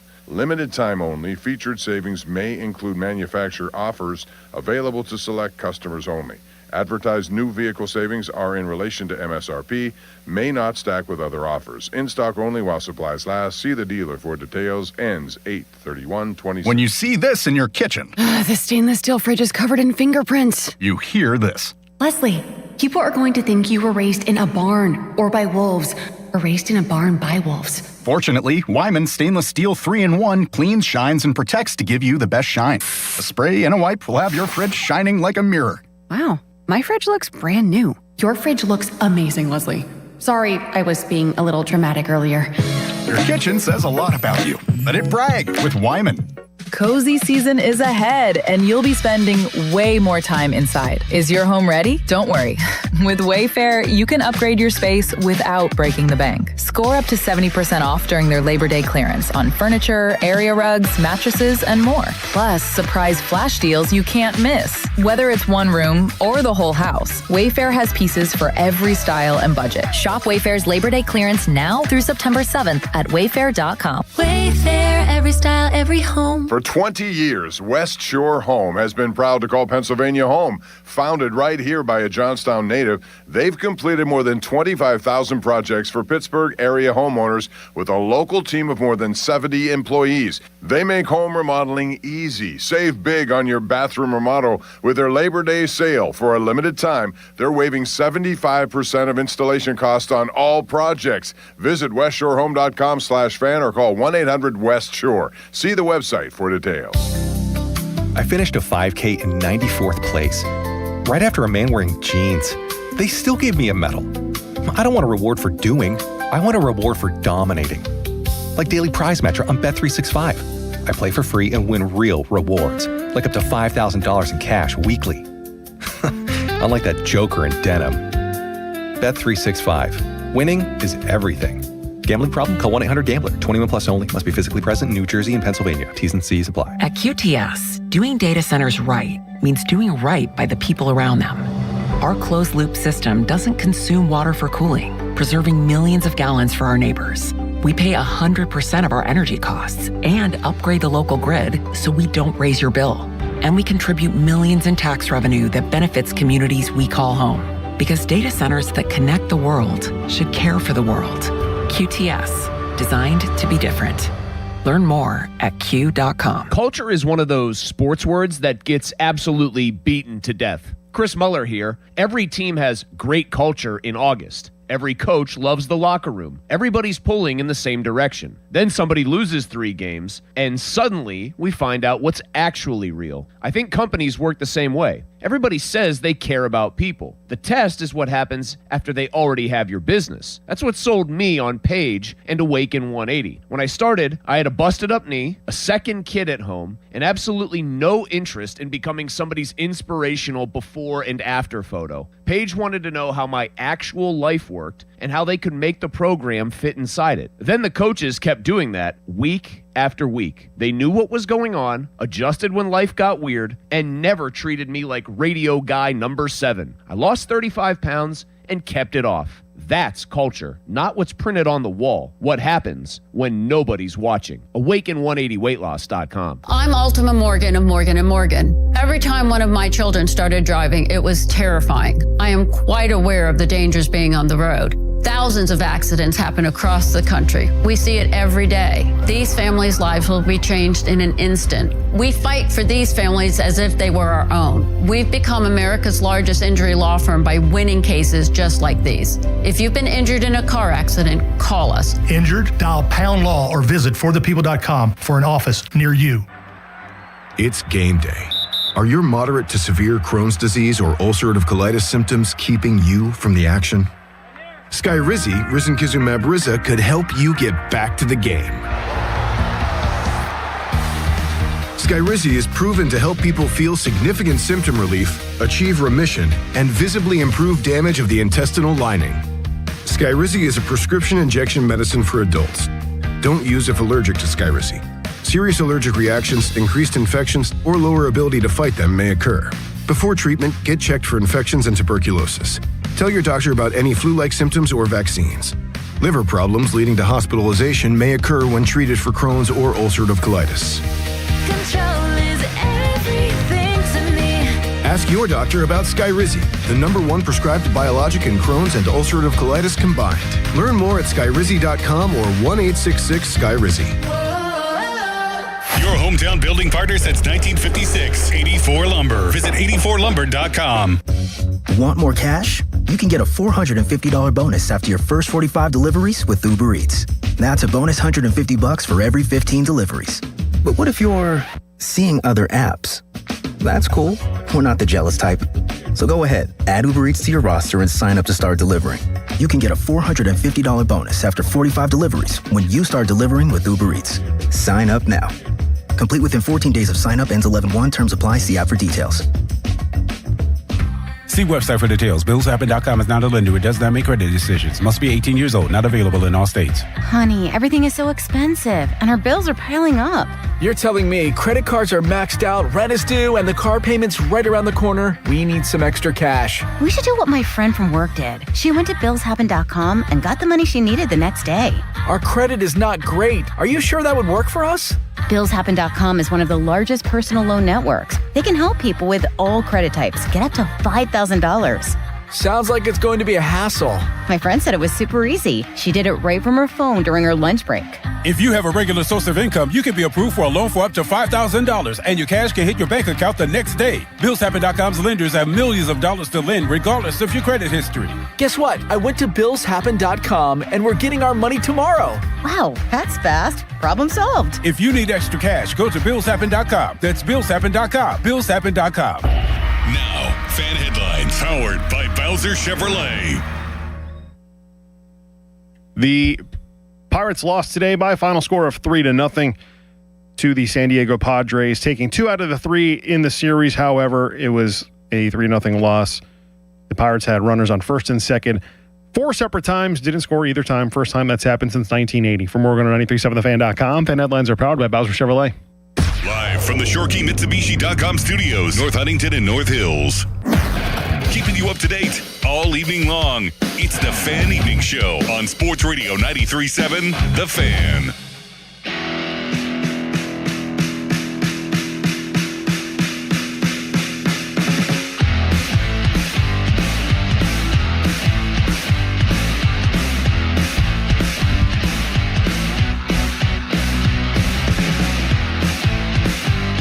Sean McVay was asked about NFL players going back to college.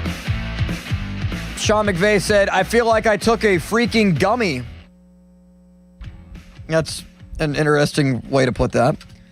What is that in reference to? Well, a player from the Cleveland Browns, formerly of the Ole Miss Rebels, now apparently of the LSU Tigers, going to play for Lane Kiffin there. So there was a player. So basically, the NCAA decided in the 2022 players, like there are certain players in the class of 2022, they're eligible to go back to college. They're eligible for another year, yada, yada, yada. They got to get there are special injunctions. I'm confused. Like, I'll just be frank. I'm confused. You're confused. Some players are eligible. Other players are not eligible. Some players are eligible by the courts. Brendan Sorsby was told, yes, you could play by the courts, and then no by the NCAA, and then no, the NFL doesn't want you in the supplemental draft, and then you're not going back to college, and now you have to just sit out for a year, and then you can go to the NFL draft next year. And Adam Schefter says the NFL will provide clarity to clubs later today regarding league rules governing player eligibility that has been in place and remain unaltered. A player that goes back to college this season will be prohibited from signing with an NFL team this year. A player signed to an NFL contract who is subsequently cut is a free agent. He may sign with another NFL club, the CFL, or return to college, but that player is considered a free agent, will be not subject to a future draft. So colleges are also saying, like the Big Ten, the ACC is about to do it, the SEC has, that if you go to the pros and you become a professional player, we are not allowing you to come back and play in our league. If you go to the NFL, player that played for the Browns that suited up in preseason and training camp, and then you try to go back to LSU. You know, once you're in the draft, once you are signed to a team, like you decide to put your name in for the draft, and you determine ultimately, okay, I don't want to keep my name in the draft. That happens in the NBA a lot, where players declare for the draft, but ultimately don't go to the draft. They just put their name in, see where I could get picked, see what teams think of me, but ultimately I decide I'm going to go back to college. You're not formally a pro at that point. You're not officially a pro. And yeah, you could say it's the argument Joe gave me. The lines are so blurred between college and pros, but they're still different. They're still different structures. It's still the NCAA body. There's not a direct connection between colleges and the pros. It's not like the AA Altoona curve is the true pipeline to the AA Altoona curve is a true pipeline to the Steelers or to the Pirates. Penn State football or Pitt football is on a direct pipeline to the Steelers. Yes, college football is a feeder system to the NFL, but there's two completely separate entities. They're different. Okay, this is like saying, Charlie, you could probably help me with this. What is a really good like minor league, I'm not talking about like the AHL or something like that, but like another affiliate hockey league that it doesn't have a direct affiliate to NFL or to NHL clubs, but players get drafted from said league. It probably would be like some team from Russia. Yeah, like something like that. Or I know there are Canadian leagues too that also would fit this category. That's the difference. Lokomotiv Yaroslav. Sure. Like there are still differences, I think. And yes, the players are getting paid through NIL, and are they technically employees now? It's still different. Maybe I'm just trying to convince myself that it's different. Maybe I am. Maybe I am just naive to this because they're getting paid. They're technically pros while not technically being a quote-unquote professional athlete because they're not playing in the professional league. And maybe that's just what's good enough for me. Like, it's still an amateur sport, but yeah, they're getting paid, so is it amateur. It's still collegiate sports. It's not the pros. It's not 32 teams or 30 teams. There's still 120-plus Division I teams. It's different. Now, the Big Ten and the SEC might feel like the professional version of college football, but it's still college football. And I think it's as simple as that. Like, I'm not trying to overstate it any other way or overcomplicate it. It's still college football. Okay, there's still 18 to 22, 23-year-olds playing the sport, and that's all who's allowed to play compared to Aaron Rodgers being 43. Okay, that's one difference. You know, it's the pros. It's the ratings are significantly higher.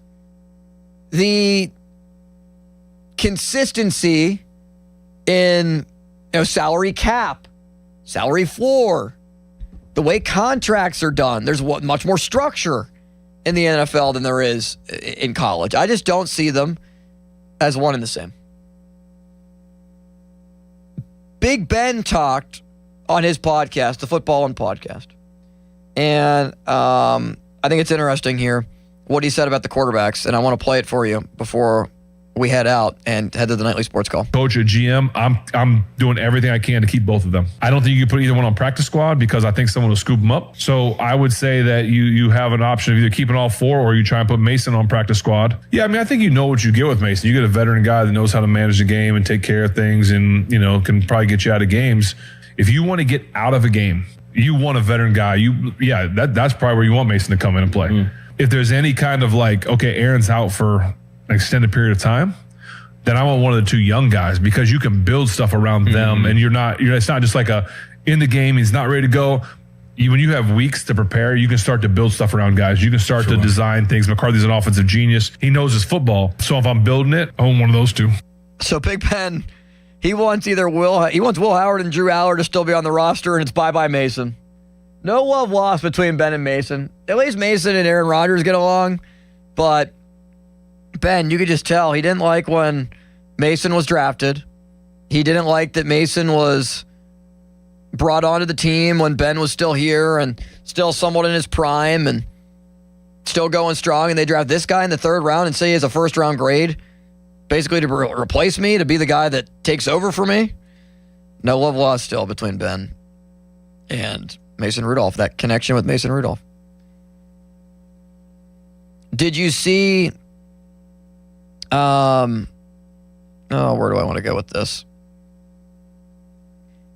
I was looking at some of the anniversaries that took place earlier today. How about today is Starkey's birthday, too? What do you think would be Happy birthday, Starkey. Happy birthday, Joe. If you're listening, if he had a golf round today. I think he played at Nevillewood. Congratulations on all his success. I know. He got invited to play at Nevillewood, so I am... tomorrow should be a fun day for him. Very happy. Tomorrow will be very fun, considering he is going to Buffalo. That's where he's from, right? He is from Buffalo.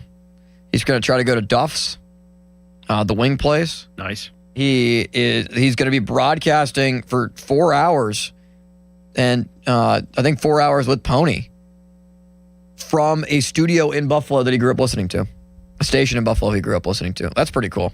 It's kind of a full circle moment. Yeah, it really is. Like that's something that I know would hit me pretty hard. Like if I moved away and had a chance to come back, and they said, "Hey, you're going to be broadcasting from the fan studio," like that would be pretty cool. No, has he done that before? No, he's never done that before. See, it would be This is his different. first opportunity. It'd be different for you in 50 years. To do Right, that. it would. 40 years. I don't know. 50 how old years. Joe Wow. is. Joe turned 61. 61. today. Wow. 61. How old did you think Joe was? Late 50s. Yeah, thought he was older. Do you think he looks better than 61? His hair is coming back in thanks to new image. He looks, yeah. That's why I thought he was mid 50s. Late 50s. Actor Tim Curry, who was great in Home Alone 2, passed away today. Yeah. What a crushing last 2 days. Dolly Parton, is she the most beloved, like one of the most beloved people in the entire world? Like, no, I have not seen anybody say a bad word about Dolly Parton. I've been listening to Dolly Parton music in the car, and I'm not afraid to admit it over the last 2 days. So why would you be afraid to admit it? It's Dolly Parton. It's Dolly freaking What Parton. a great soul. Very rare these days where one individual is universally loved. Yeah. There's a universal agreement on how great a person is, like how cool a person is, and how beloved their music was. All that Dolly Parton did for children and helping children learn how to read and provide books for children in the Pittsburgh area and in other places throughout the country. They tried to make a Dolly Parton statue in her home in Tennessee, and she basically told them, like, not a chance. That's not happening. Like, I'm flattered, but no. They got to put the statue up. Dollywood. Or do they not in honor of her? No, I think they should. I know she didn't want it and she was humble about it, but I think she deserves that statue. Rest in peace to Dolly Parton. What a great soul. What great Tim music. Curry. And Tim Curry. I Will Always Love You is an incredible song. And I know Whitney Houston made it more famous. That's a great song. Jolene and 9 to 5. 3 all-time hits. And nobody said anything bad about Dolly Parton. 80 is still young. Like, I don't consider 80 old, like, to pass away. Growing up, when somebody said, yeah, this person died at 48, you were like, oh, that's old. They lived a good life, and now I'm 33, and I'm like, 90? That's young. Yeah, I don't view 80 as old. I don't. I really don't. So, rest in peace to Dolly Parton. We will always love you. All right, Charlie, good show. Fun hanging out with you as always. Goodbye, Mr. Limits. It'll be a very fun and off the wall, and I don't know what to expect Pomp and Joe show tomorrow. Bob will be from his hotel room doing the first 2 hours. Tyler Kennedy will be in studio the first hour. And then Joe and Pony are doing noon to 2. And then 2 to 4. And then Malsey does 4 to 6. And then I do the evening show.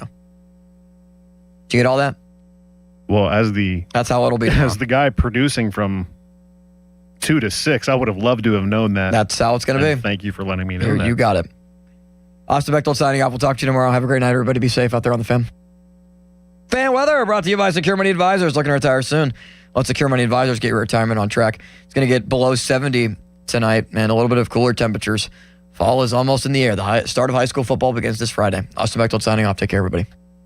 Now, fan headlines powered by Bowser Chevrolet. Andy Rodriguez done for the season after a surgery on his hip.